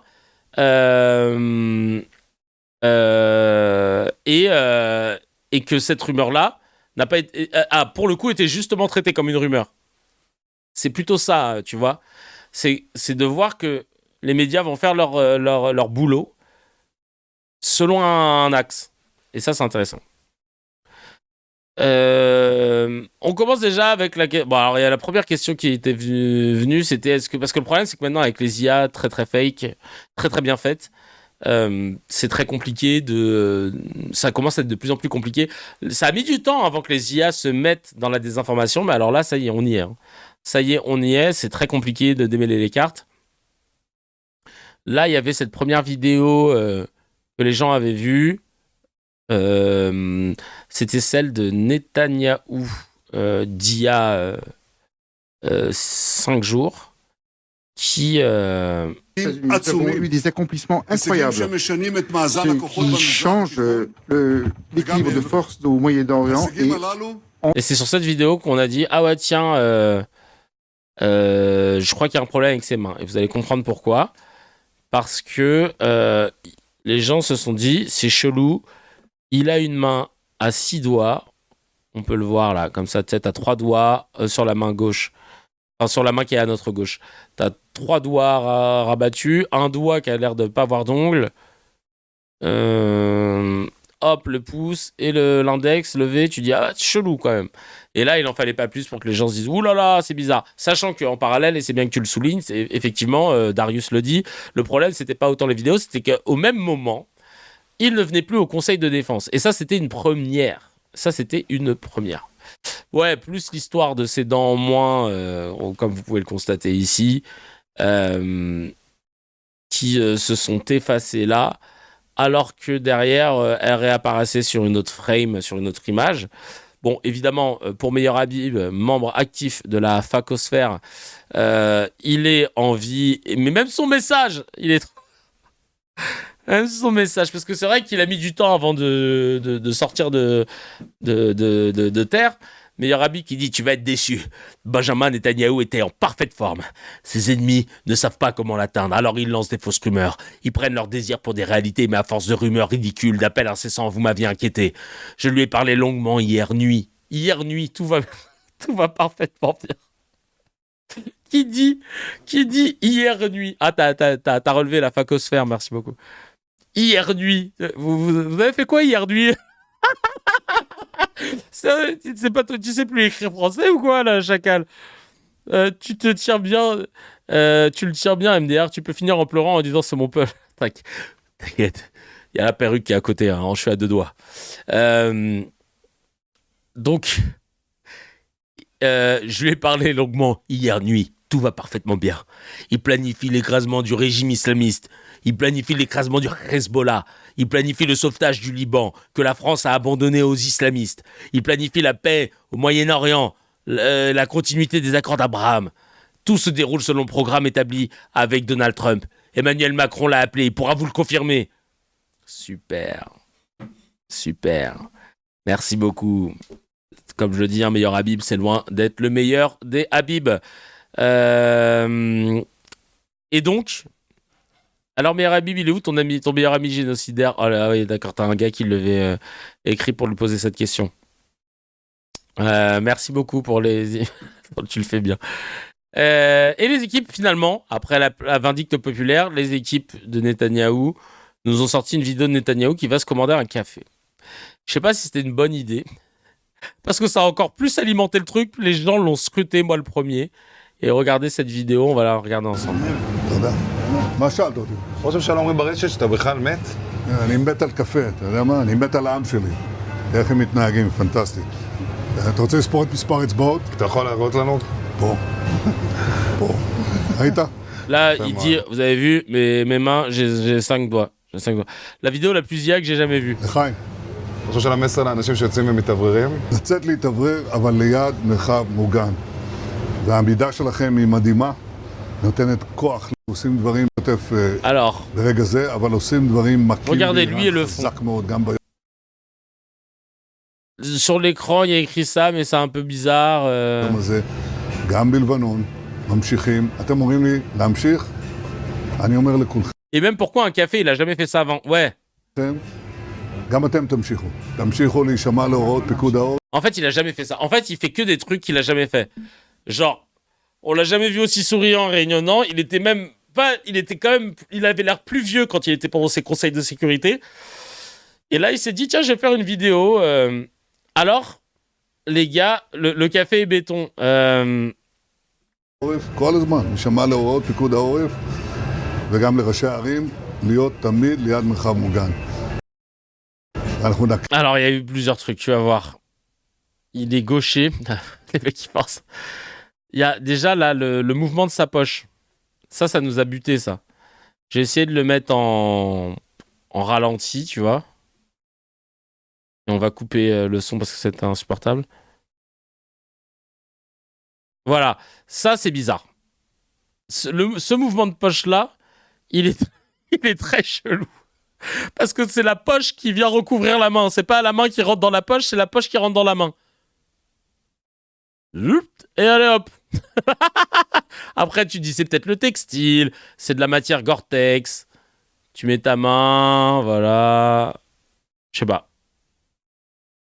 Ah non, après il y a eu un petit pli avant, peut-être voilà. Et ça s'est plié. Peut-être. Bon, après, en pleine guerre comme ça aussi détente, alors que l'Iran est sur tes côtes, qu'on parle d'une rumeur comme quoi son frère aurait été tué. Encore une fois, ça c'est... Moi, il y a un autre truc, ça n'a pas été confirmé. Moi, il y a un autre truc, moi c'était sur le café avec Gaël, on regardait ça la dernière fois. Là, c'est à ce moment-là, quand il prend son café, tu vois, il est à ras-bord et il le penche un peu, son verre. Et là, tu dis, oh, ça va tomber. Et la grosse mousse, elle tient. Et je me dis, ok, ça tombe pas. Là, c'est censé tomber là. C'est à ras-bord tard les ouf quand même. Hein. C'est à ras-bord tard les ouf. Oh là là. Il y a une main dans une autre dimension qui apparaît nulle part. J'ai pas fait gaffe. Là, il va boire. Et il boit bien, hein, parce qu'il a soif, il adore le café. Et en fait, son café, il bouche âpe, quoi. Enfin, bref, il reste bien rempli. Avec moins que ça, j'en fais tomber. Ouais, de ouf. Bref. Personne ne voit la main qui se dédouble. Non, j'ai pas vu ça. Si c'était de l'IA, ça prouverait quoi, premier degré? Ben, qu'en fait, il va pas bien. Et que, en fait, l'Iran aurait potentiellement réussi à l'atteindre, ou alors que... Et le problème, c'est que là, on est dans une guerre de communication où le moindre signe de faiblesse serait vu comme une défaite. Et force est de constater qu'ils ont tué le Ali Khamenei, et au final, l'Iran continue de bombarder. Donc ils pensaient que ça allait ébranler la confiance, mais ça n'a pas l'air d'être le cas. En revanche, t'imagines bien que demain, on apprendrait que Netanyahou s'est fait tuer par l'Iran. Ce serait, en plus d'être un cataclysme, une honte suprême pour un État comme celui-ci, où tout le monde a construit son narratif autour de Netanyahou. Et là, en fait, on aurait, pour la première fois, la preuve que l'armée la plus morale du monde, protégée par les États-Unis, n'est pas infaillible. Et que quand un État décide de se mettre sur ses côtes, ben voilà. L'Iran, si, ils n'arrêtent pas de dire qu'eux, ils sont sûrs de l'avoir tué, machin, là. Mais après, encore une fois, c'est des guerres de communication. Et c'est pour ça que je vous dis pas, ils l'ont tué, ils l'ont pas tué. Je dis juste, c'est intéressant de voir comment ils en parlent et comment ils se prennent la tête à faire des vidéos comme celle-ci. À quelle heure, jusqu'à présent, ils avaient eu besoin de faire ça? À quelle heure, de toute façon, le Premier ministre, il a besoin de prouver quoi que ce soit? C'est bizarre qu'il ait approuvé, tu vois ce que je veux dire? Et le pire, c'est qu'après, ils ont fait que de prouver. C'est juste ça qui est rigolo. Hein. C'est qu'après, ils vont nous mettre 1000 vidéos pour faire genre tout va bien. תודה לכם. טוב, קצת לספוג שמש. לכם. של מי הכלב? שלך. איזה סוג זה? כנענית, ישראלית. כנענית? Je sais pas s'il est mort ou il est vivant, mais il est devenu influenceur des cafés de Tel Aviv, je te jure. טוב, גם לא מגיע קצת. ישראלית אמיתית. יאללה, לכולכם מגיע. כן, כן. יצאתם להתעורר קצת? כן. יפה מאוד. תראה, ירושלים, יש משהו יותר יפה מזה? Ça, c'est vraiment une vidéo de propagande, en tout cas. C'est pour faire genre, vous avez vu comment tout va bien? On se fait pas du tout. On se fait pas du tout bombarder. Hein. מרחב מוגן, איפה את יודעת? ממש שמה, בטח. א' ב' זה לבדוק. כמה צעדים מכאן, נכון?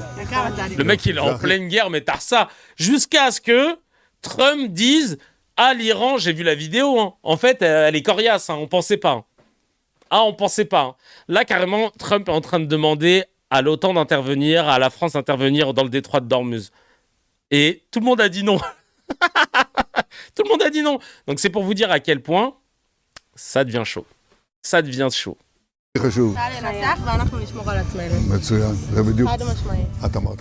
Ils sont dans le Minnesota. Non mais la vie de ma mère. Des paysages que t'as jamais vus, tu sais. C'est bon, mais... Alors pourquoi les masques? Peut-être parce que c'est des agents secrets, tu vois. C'est frère, ils sont à Clermont-Ferrand, là, tu vas pas nous la faire. Il y a les volcans derrière. La vie de ma mère, si c'est pas en Auvergne. La Chine aussi, ouais. Ce qui est cocasse, vu que leur navire passe. Oui, la Chine aussi, parce que maintenant, dans le détroit d'Ormuz, toutes les transactions, ils veulent que ce soit fait en yuan.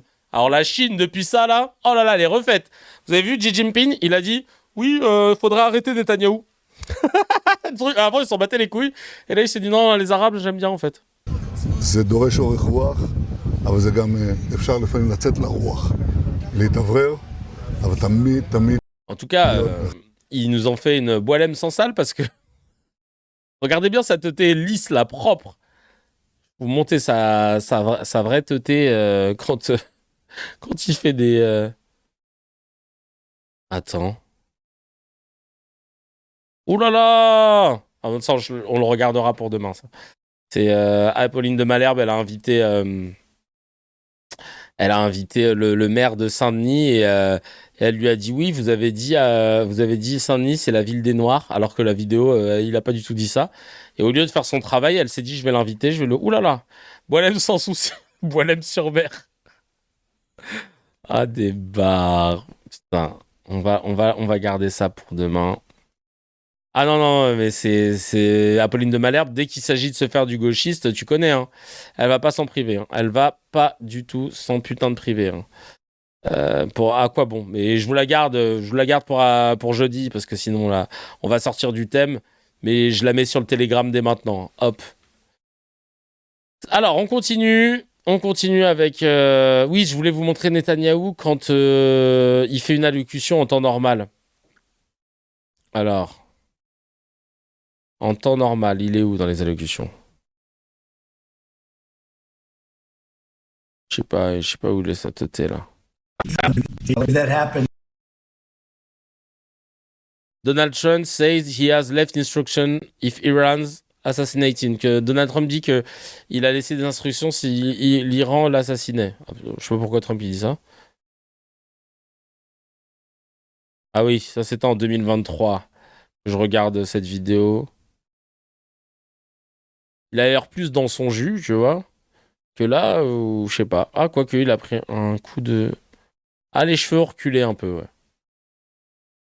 Ouais, je sais pas. Teuté un peu différente, quand même. Je sais pas ce que vous en pensez, vous. Bref. Son alliance va disparaître. Ah oui, il y a un plan à skip son alliance qui disparaît quand il marche. C'est vrai. Bref. Mais il a dit que le régime iranien avait été anéanti, faut savoir. Bah non. Trump, il envoie que... Même CNN qui s'est éclaté a montré que dans une même conversation, Trump, il dit tout et son contraire. C'est très drôle. Si nous, simples... Ouais, j'avoue. Si nous, simples citoyens, avons accès à des IA assez évoluées, je n'ose imaginer ce que possèdent les USA et Israël. Ça, c'est vrai aussi. Bref. Tous les tests qu'on a fait via des IA disent que ces vidéos-là sont de l'IA. Et il n'y a aucune chaîne d'infos qui ne mentionne en France le fait qu'il y ait une absence de Netanyahou à 2 briefings de sécurité, le 11 et le 14 mars, des réunions qu'il a toujours personnellement dirigées. Son absence intervient au même moment où des médias iraniens ont affirmé qu'il serait mort. C'est pour ça, en fait, qu'on en discute. C'est parce qu'il y avait une concordance, il y a un faisceau d'indices, comme ils disent. Comme dirait Fabrice Arfi de Mediapart. Qui font que, ah ouais, tiens, il n'est pas là à ses conseils de sécurité. Au même moment, on a des vidéos qui pop-up suite à des rumeurs qui se propagent très vite. Et les IA te disent que c'est de l'IA. Et les médias français, ça c'est à titre personnel, notre capacité... notre maître étalon, c'est de voir quand les médias français parlent d'un truc en général ou n'en parlent pas, c'est que ça raconte quelque chose aussi. Et en même temps, c'est parce qu'il est clairement visé par le régime iranien, comme ils disent, On va écouter ça tout de suite. C'est BFM là, hein. Attention, on n'est pas sur des sources de complot. Iranien, eh bien, des missiles balistiques ont visé à Jérusalem le bureau de Benjamin Netanyahou, le Premier ministre israélien, ainsi que le quartier général du commandant de l'air. Parce qu'il faut savoir que Jérusalem accueille le bureau de Benjamin Netanyahou, mais également la Knesset, le Parlement israélien, et différents bureaux et quartiers généraux de certains ministères. Il faut savoir aussi que le quartier général de l'armée israélienne est plutôt à Tel Aviv, c'est la Kiria. Donc voilà, on comprend que le régime iranien ne stoppe pas ces attaques de missiles balistiques en direction d'Israël et notamment les organes vitaux, si j'ose dire, de l'État hébreu. Et là, j'entends à l'instant une nouvelle préalerte, ce qui fait qu'on a environ 2-3 minutes pour pouvoir trouver un abri et s'y rendre à l'intérieur le temps de l'assaut d'une nouvelle attaque de missiles iraniens. On va donc devoir retourner encore une fois dans notre abri dans les prochaines minutes. Après, donc la situation, elle est pas si chill que ça. Ça, c'est ce qu'on peut constater. Et là, non, rien du tout. Je vous le garde pour après. Je voulais vous balancer une info, mais en vrai, ça va être du no comment, ce sera plus drôle. Je me le rajoute dans le no comment. Hop, tac, tac.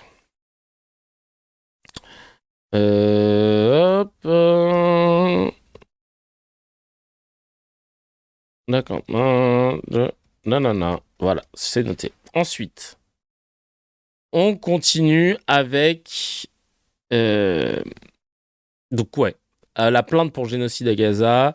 Après la plainte pour génocide à Gaza, le criminel de guerre Netanyahou a besoin d'un conflit avec l'Iran pour éviter la casse-prison dans son propre pays, Israël, et repousser des élections qu'il sait qu'il va perdre. Ça peut être aussi un take intéressant. On écoute ça tout de suite. En Israël, ça repousse les élections, ça aussi, je crois pas que c'est une raison pour commencer une guerre, mais il y a... Ça a des conséquences, on va dire, sur le plan intérieur. Ça a des conséquences antérieures sur la popularité de Netanyahou et sur le fait que les élections sont repoussées. La guerre, tant qu'elle continue... Ouais, c'est intéressant comme texte. C'est une correspondante en France du quotidien israélien Yediot Ahronot. Bien sûr, il y a aussi ce facteur-là à prendre en compte, hein, évidemment. Et parce que Netanyahou est un vat en guerre, sous-entendu, il cherche la merde. Hein. C'est ce que dit Pierre Conesa pour les vats en guerre. Hein. On écoute tout de suite Pierre Conesa, qui, je le rappelle, avait retourné le plateau d'Hanouna. Vous avez aujourd'hui Netanyahou est porteur d'une espèce de message religieux. N'oubliez pas que les bombardements se poursuivent à Gaza. Oui, bien sûr. À Gaza, c'est-à-dire dans une bande de 10 km sur 20 km, avec des bombardements aériens. Avec l'idée, et que d'autre part, que la colonisation sauvage se poursuit en Cisjordanie, c'est-à-dire... Vous êtes con. Je viens de lire vos messages, là. Vous êtes vraiment con. Que Netanyahou est tout prêt à tuer la dernière forme d'organisation politique des Palestiniens. Donc, si je vous dis ça, c'est parce qu'effectivement, vous avez deux identités religieuses face à face. Vous n'avez pas que les Iraniens. Et encore une fois, si on s'aligne sur la position de Netanyahou, Netanyahou est un vat en guerre. C'est lui qui a décidé de bombarder. Quand l'ensemble de la communauté a commencé à discuter ou à critiquer, si vous voulez, l'opération sur Gaza, y compris des juifs intellectuels qui critiquaient la position de Netanyahou. Qu'est-ce qu'il a fait ? Il a étendu la guerre. Le meilleur moyen de refaire la solidarité, c'est de bombarder l'Iran. C'est lui qui a décidé de bombarder l'Iran, alors que les Iraniens s'en mêlaient pas. Donc, si vous voulez, vous avez deux fauteurs de guerre dans le paysage. Et Trump est assez fort aussi en la matière. J'allais vous dire, si on a ce conflit religieux, en tout cas de façon implicite entre l'Iran et Israël, les États-Unis dans tout ça, parce que c'est quand même une nation qui s'affiche en tout cas beaucoup moins religieuse que l'Iran ou Israël. Ah, c'est sûr. Mais enfin, c'est un pays qui se pense aujourd'hui la seule superpuissance sur le champ politique. Et on a malheureusement à la tête de ce pays un individu qui est totalement inconséquent. Il est capable d'annoncer n'importe quoi, n'importe quand. Et en plus en disposant de moyens militaires. Alors c'est ces militaires qui le freinent, c'est pas son imagination. Vous avez aujourd'hui une... sont implicites entre l'Iran et Israël, les États-Unis. J'allais vous dire, si on a ce conflit religieux... Ouais, donc elle a rien compris. Elle a bien dit conflit religieux. Conflit religieux, merci. Hein. Ouais. Vachement, merci bien. Et les États-Unis qui ne s'annoncent pas comme un État religieux, mais non mais laisse tomber. Laisse tomber. Bienvenue Irfan, bienvenue à toi. Bienvenue sur le live. Yohan Chapoutot parle de Netanyahou et de l'extrême droite israélienne. Ça, c'est important d'avoir quelqu'un de basé nous dire quelques mots. Hop, on va écouter ça tout de suite. Quand tu vois aujourd'hui Israël et... Il est sexy, Chapoutot. Là, il a sorti le petit polo Lacoste. Là, je peux dire que là, il est venu pour soulever. Hein. Enfin, surtout en Israël, Netanyahou se rapprochait de mouvements d'extrême droite en Allemagne, mais aussi en France. Il y a quelque chose de très fracassant, là. Tu te dis, mais c'est parfaitement logique. Ce sont des extrêmes droites qui parlent entre elles. Ben, elles ont raison, c'est leur métier. Non, mais sauf que Netanyahou vient d'un peuple qui a été exterminé. Et enfin, il y a quelque chose qui défie l'entendement. Netanyahou vient surtout d'une matrice d'extrême droite israélienne, qui existe en Israël comme elle existe partout, qui est suprémaciste, qui est raciste, qui est impérialiste, qui est colonialiste. Le père de Netanyahou était un historien assez médiocre, mais connu médiatiquement pour être un admirateur du fascisme et du nazisme. C'est-à-dire que ce qui est extraordinaire, on parle de négationnisme là, mais ce négationnisme existe dans l'extrême droite israélienne. Ben c'est ça que je pense. Est-ce qu'on peut aller jusque-là, bien sûr, de dire que Netanyahou, Bon, Netanyahou, comme l'extrême droite israélienne, disent absolument n'importe quoi en permanence. En brandissant l'accusation d'antisémitisme en permanence, ils sont totalement irresponsables parce qu'ils dissolvent complètement, ils diluent cette notion d'antisémitisme qui fait que désormais tout le monde est antisémite et donc plus personne ne l'est. En réalité, ceux qui se frottent les mains à l'heure actuelle, c'est les Dieudonné et autres que tu citais aujourd'hui, puisque désormais Macron, le pape, ma sœur sont antisémites, dans la mesure où il y a une extension indéfinie de ce terme-là. C'est parfaitement irresponsable. Mais au-delà de ça, ce qui est une communication politique minable, hein, quand Netanyahou se compare à Dreyfus parce qu'il a été inculpé par la Cour pénale internationale, c'est abject. C'est vraiment, intellectuellement et moralement, c'est abject. Mais au-delà de ça, il y a quelques années, je crois que c'était en 2018, le gouvernement allemand lui-même, par la voix de son porte-parole, avait dû intervenir publiquement pour contredire une déclaration du Premier ministre israélien de l'époque, Benjamin. Pour l'instant, j'interviens pas parce que c'est tellement basé, là, ce qu'il dit. Ça le rend encore d'autant plus sexy. Je crois que je suis sapiosexuel. Ça le rend encore plus sexy, Chapoutot. Alors que je me serais pas retourné dans la rue parce que je suis hétérosexuel. Mais vraiment, ça fait plaisir. Netanyahou, qui disait que la Shoah n'avait pas été voulue par les nazis, mais avait été soufflée à l'oreille d'Hitler et d'Himmler par le grand moufti de Jérusalem. Al-Husseini s'est rendu à Berlin. À ce moment-là, vous dites à vos potes ah, franchement, t'es BG et tout. Franchement, nous, avec mon groupe de potes, on se le dit de temps en temps. Voilà, franchement, t'es frais. Voilà, c'est important de se le dire. Il a un côté Michel Blanc. Même avec son côté Michel Blanc, il est BG quand il parle. Ouais, non, franchement, voilà, faut le dire. Franchement, faut dire. Même t'es hétéro ou quoi, tu vois ton gars sûr, il est frais, là, le frérot, franchement. Là, le frérot, il me fait plaisir. Hitler ne voulait pas exterminer les Juifs, il voulait les expulser. Alors Al-Husseini est allé voir Hitler et lui a dit « Si vous les expulsez, ils viendront tous ici en Palestine. » Et qu'est-ce que je vais faire, a demandé Hitler. Il a répondu « Brûlez-les ». L'idée, c'était évidemment de dire que les véritables génocidaires, ce sont les Palestiniens. Ça revient tout le temps, cette histoire du moufti. Non, mais c'est une absurdité folle. Enfin, je veux dire, le grand moufti est un personnage Avec mon groupe de potes, on n'est pas assez évolué pour faire ce genre de compliment. T'inquiète, quand t'approcheras de la quarantaine, je sais pas quel âge tu as, nous, là, on commence à se déconstruire. Là, on est tous entre 36 et 38, 39 pour le plus ancien. Ça y est, ça commence à se déconstruire et tout. La dernière fois, t'as un de mes potes dans le groupe. Je suis une parenthèse, mais ça me fait rire. Il a dit, les gars, on s'est jamais dit je t'aime. Alors voilà, moi, je vous le dis, je vous aime. Je t'aime, Kevin. Je t'aime, Nak. Je t'aime, Mike. Je t'aime. J'ai trouvé ça tellement drôle. Je pourrais faire une série sur mon groupe de potes. Parce qu'encore une fois, nous, on n'a pas l'habitude de faire ce genre de bail, tu vois. Mais ça y est, ça se Team 40 ici, ça commence à se déconstruire. On commence à se rendre compte que nos darons, ils nous ont pas assez dit je t'aime, donc du coup maintenant on commence à se le dire nous-mêmes, c'est pas grave. Du monde qui a été utilisé comme un rouage par les nazis, qui avaient évidemment d'autres intérêts en jeu et d'autres plans en tête, et qui ont utilisé ce type-là comme ils ont utilisé absolument tout le monde. C'est grotesque. Et à cette époque-là, c'était quand même stupéfiant. Le gouvernement allemand lui-même avait dû dire non, avec tout le respect qu'on lui doit, il dit n'importe quoi, c'est bel et bien l'Allemagne, c'est bel et bien nous, c'est bel et bien les nazis, les Palestiniens, les Arabes n'ont rien à voir avec ça, la planification de la Shoah, c'est bien nous, etc. Donc on voit une utilisation de l'histoire qui est complètement absurde et grotesque, et qui participe du négationnisme. Quand il dit ça, il est totalement négationniste. Puisque, encore une fois, il s'agit de réhabiliter les régimes fascistes et nazis, qui sont des régimes forts, virilistes, conquérants, impérialistes, dominants. Et le père de Netanyahou lui-même était, encore une fois, un admirateur de Mussolini et quelqu'un qui avait tendance à disculper Hitler. Au fond, Hitler était quelqu'un qui avait de bonnes idées, de bonnes intentions et qui, hélas, s'est fourvoyé dans une entreprise criminelle à cause du grand moufti. C'est absurde. Ouais. Bon, on va aller regarder ça en entier, parce que franchement, c'est propre. C'est propre ce qu'il dit. Franchement, c'est très propre. J'adore. Et il est frais. C'est le mec qui est et il est frais. Admettons que Netanyahou soit mort. Voici l'alternative de gauche en Israël. Ce serait Yair Lapid. Shkoun Yair Lapid. On va regarder ça. Darius Rochebin qui nous le présente. La priorité, on le comprend pour vous, c'est d'écraser les terroristes du Hamas. Cela se comprend, mais ensuite, tout le monde dit dans la communauté internationale, il faudra aussi redonner de l'espoir aux... Le lien, Apolline, maire de Saint-Denis, il est sur le... Je vous l'ai foutu direct dans le Telegram au moment où j'ai vu la vidéo. Palestiniens, vous occupez de manière illégale, vos colonies occupent de manière illégale un nombre de terres importants, notamment en Cisjordanie. Est-ce que vous allez quitter, est-ce que vous êtes pour vous retirer de ces colonies ?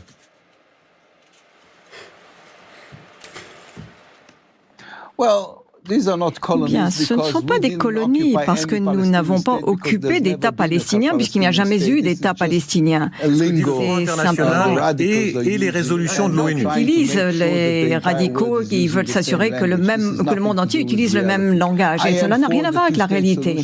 Je suis pour la solution de 2 États, je l'ai toujours été. Je pense que ce qui se passe actuellement pourrait être le début d'un chemin vers une solution à 2 États. Parce que ce que les gens ne comprennent pas, c'est que le Hamas est contre cette solution à 2 États. Non, Monsieur le Premier ministre, on ne parle pas ici du Hamas. On ne parle pas du tout ici du Hamas. C'est après le Hamas. On parle des Palestiniens en général et du droit international qui demande que les colonies israéliennes cessent, puisque, en l'occurrence, ce sont des colonies illégales, des occupations illégales. Et encore une fois, c'est après avoir écrasé le Hamas, ça, tout le monde est bien d'accord.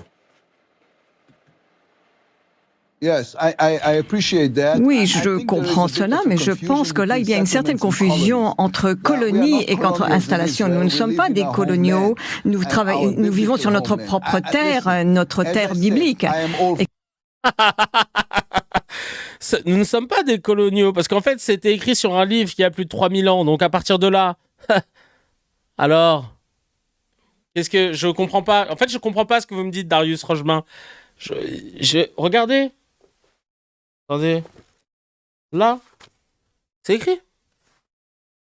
C'est chez nous. Là, il y a le cadastre.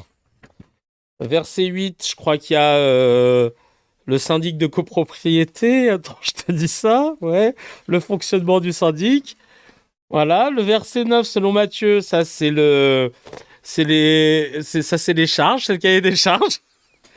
Oh, bande d'enfoirés, va. Oh là là là là là là. Et pourtant, je suis religieux, hein. Pourtant, moi, je crois en Dieu et tout. Y a pas de problème. Mais par contre, justement, le principe de cohésion dans notre pays fait que, enfin, dans notre monde actuel, fait que la religion, on va la garder pour notre cœur et pour soi. Et on va essayer de se mettre des règles concrètes pour bien vivre ensemble. Donc, tu peux pas me la ramener comme ça et après critiquer les Daeshois, tu vois. Oh. C'est mes marque-pages. Non, mais vraiment, quoi. Vraiment... Ah là là, putain. Et comme je l'ai dit moi-même, et la majorité des Israéliens, nous sommes favorables à la solution à 2 États. Nous voulons nous séparer des Palestiniens. La question est que maintenant, nous nous battons pour notre vie. Et nous battons pour nos vies contre une organisation terroriste. Et je suis heureux que vous compreniez la différence. C'est une organisation qui... Ouais, je te jure, vraiment, lui, c'est censé être le chef de l'opposition. T'as tout dit. Lapid, c'est l'opposition style Olivier Faure, quoi. Vraiment, c'est nous, on va s'opposer à Macron, mais il n'y aura pas de dissolution. La taxe Zuckman, on enlève le Zuck. On garde que le man. Voilà. Ça vous va ? Non, mais parce qu'on est opposés, hein. Oh là là là là. Mais hier soir, Netanyahou a republié un autre message. On va regarder. Pour moi, c'est de l'IA. T'es le mec qui lâche pas l'affaire. I wish you, as I do every year, a happy holiday season beginning with the Festival of Lights. It signifies the age-old belief of the Iranian people that light will triumph over darkness, that good will triumph over evil. This year, Ça se voit que les drapeaux, ils sont faux. Tu sais, le gros... les drapeaux, ils ont été pris sur Canva. Tu ne l'as fait pas à moi. Puisque c'est Fragile en arabe qui est destinataire du téléphone. Non mais par contre, je ne sais pas pourquoi d'ailleurs, destinateur du message. Ouais, il a fait une vidéo pour les messages et il le fait pour des Iraniens, il le fait en anglais. Fais-le en perse, mon frère. Ou avec ton IA. Tu peux le faire dans toutes les langues. C'est l'IA, les livres sont pas dans l'ordre alphabétique. Ah, il écrit quoi, frère? Ça se trouve sur les livres et... Il y a rien. Écrit Martine à la plage. Et dans les drapeaux, frère, ils sont tout propres, la vie de ma mère. Ah là là. Les drapeaux, ils sont propres. Des drapeaux Canva. Tu les as pris sur Getty Images. Ça va, il s'est pas trompé de drapeau, la vie de ma mère. Au début, ils avaient mis un bleu, blanc, rouge. Ils ont dit, ah merde, qu'est-ce qui se passe? this holiday has special meaning. Non, reflet sur le drapeau et tout, ça c'est propre. Your family, your loved ones. I take this opportunity to wish you a happy Nowruz, a year of freedom, a new beginning of hope to all of you, my dear friends. Nowruz Piruz, Payande Iran. To the brave people. Qu'il diffuse des messages sous IA signifie pas qu'il soit dead. N'oubliez pas le niveau pathologique de paranoïa des Israéliens. Non, mais en vrai, ça peut tout être n'importe quoi. Évidemment, on n'a pas de certitude là-dessus. Mais j'ai rarement vu, en tout cas, la mort de quelqu'un susciter autant d'attentes sur les réseaux. Donc, pour conclure, en fait, Netanyahou est-il mort? On ne sait pas, personne ne sait vraiment. Ce qu'on sait, c'est que ses vidéos preuves de vie ne passent aucun test de détection d'IA, comme je vous l'ai dit, que ses mains, elles sont parfois cheloues, que son café est chelou. Mais ce qui était rigolo, c'est de voir que la moindre rumeur de décès d'un responsable iranien est directement traitée dans les médias français. Et que ces rumeurs-là, elles ont mis du temps avant d'être traitées. J'ai vu un truc sur France 24, là, il n'y a pas longtemps, hier soir. Mais et c'est ça qui renforce le truc, quoi. Tu vois, tu te dis pourquoi ils se jettent sur des rumeurs pour les uns et pas pour les autres. Parce que ouais, que ce soit dirigeant du Hezbollah ou quoi que ce soit, c'est tout le temps comme ça. Le problème, bon, admettons qu'il soit vivant, que les vidéos soient vraies et tout, il n'y a pas de souci, hein, qu'il y avait des bugs, que les gens voient ce qu'ils ont envie de voir, parce qu'il y a ça aussi, quand tu veux trop voir quelque chose, t'as un biais directement. Le problème reste entier parce que derrière Netanyahou, il y a Smotrich, il y a Ben Gvir, il y a le mec de l'opposition qui te dit que les colonies, c'est pas des colonies parce que la Bible a dit que, et il y a toute une file de messianiques qui pensent vraiment que Dieu leur a donné la région en cadeau, qu'ils ont un devoir biblique de nettoyer la région, de gens qui seraient pas comme eux. Des gens pour qui Netanyahou est trop modéré. Trop modéré. Réfléchissez à ça 2 secondes. C'est comme nous quand on était content de voir que Meir Habib n'avait pas gagné les législatives et qu'il a été remplacé par Caroline Yadan, qui au final est peut-être pareil si ce n'est pire. Et donc au final le problème en Israël c'est pas un seul homme, c'est ce système politique, un système qui a besoin de la guerre pour survivre, qui a besoin d'ennemis pour exister, qui a besoin que ça brûle pour que personne ne regarde ce qui se passe à l'intérieur, les procès, la corruption, les colonies, l'occupation. Et Pierre Koneza l'a dit clairement, Netanyahou cherche la merde, pas parce qu'il est fou, parce que c'est rationnel pour lui. Chaque missile lancé sur l'Iran, c'est un jour de prison de moins, chaque guerre c'est une élection repoussée. Et c'est le seul dirigeant du monde dont la survie politique dépend littéralement de la mort des autres.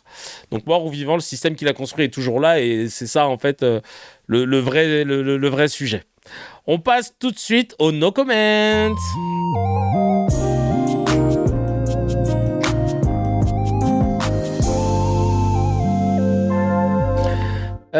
Le no comment, je lis des news, vous n'avez pas le droit de les commenter, vous pouvez simplement mettre des emojis dans le chat. Alors balancez les emojis, c'est parti. Nefer, Tamem, Kienkitek, Bon Pause, 67, Botrix aussi, le mec a pas compris que c'était un bot. Botrix balance ses emojis.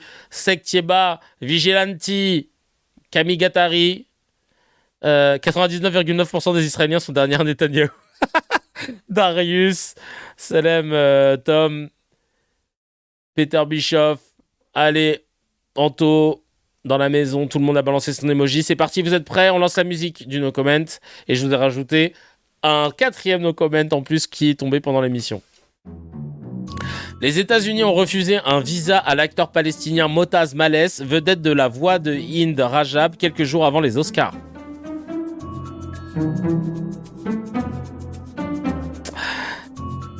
Marlène Schiappa rejoint la campagne de Rachida Dati pour les municipales au second tour.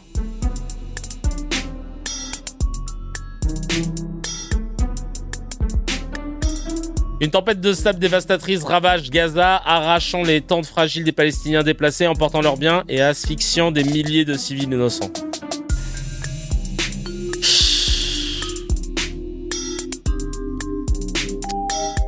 Et enfin, les 5 réservistes israéliens dont on a parlé tout à l'heure, impliqués dans le viol d'un Palestinien à Sde Teiman en juillet 2024, demandent 5 millions de shekels de dédommagement.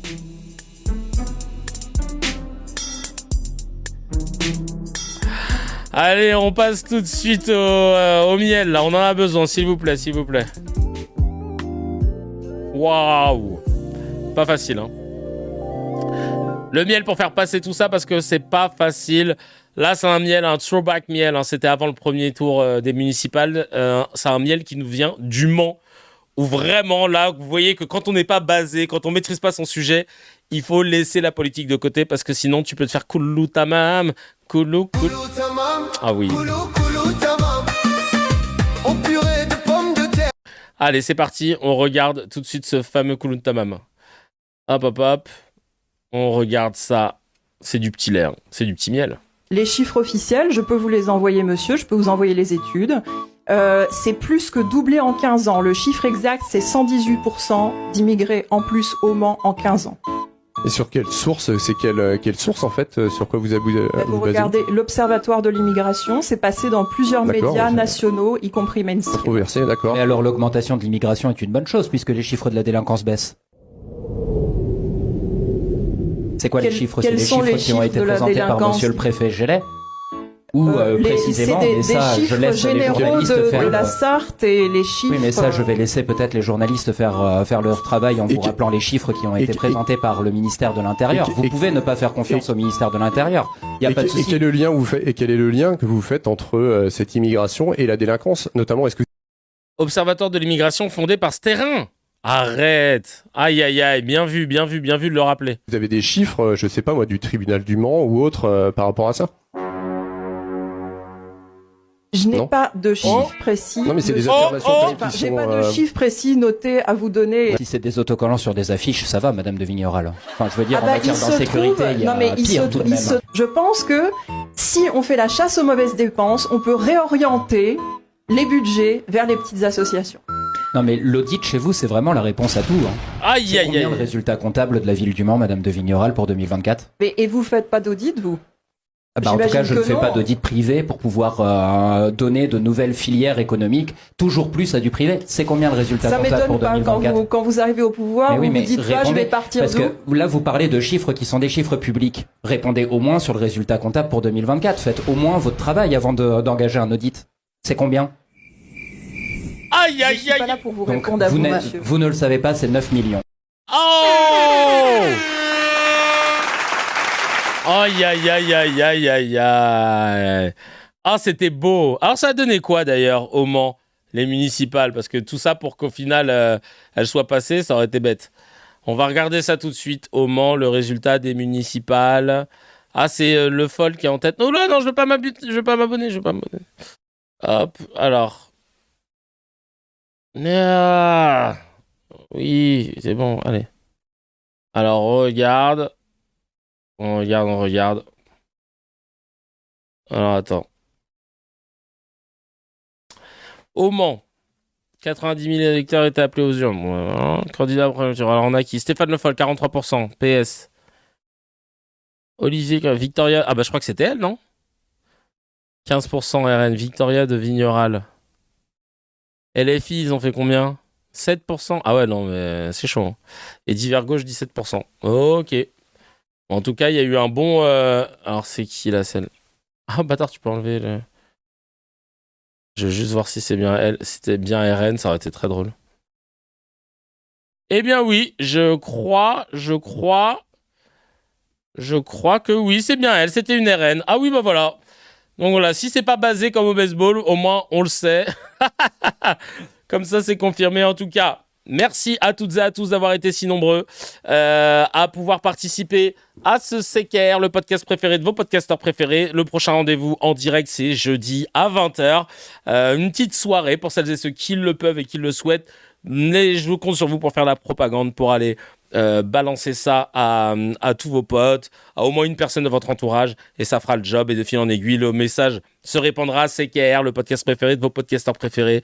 Ça continue. Je vous dis à très très vite. On se retrouve sur le Discord pour celles et ceux qui le souhaitent. Ciao, ciao.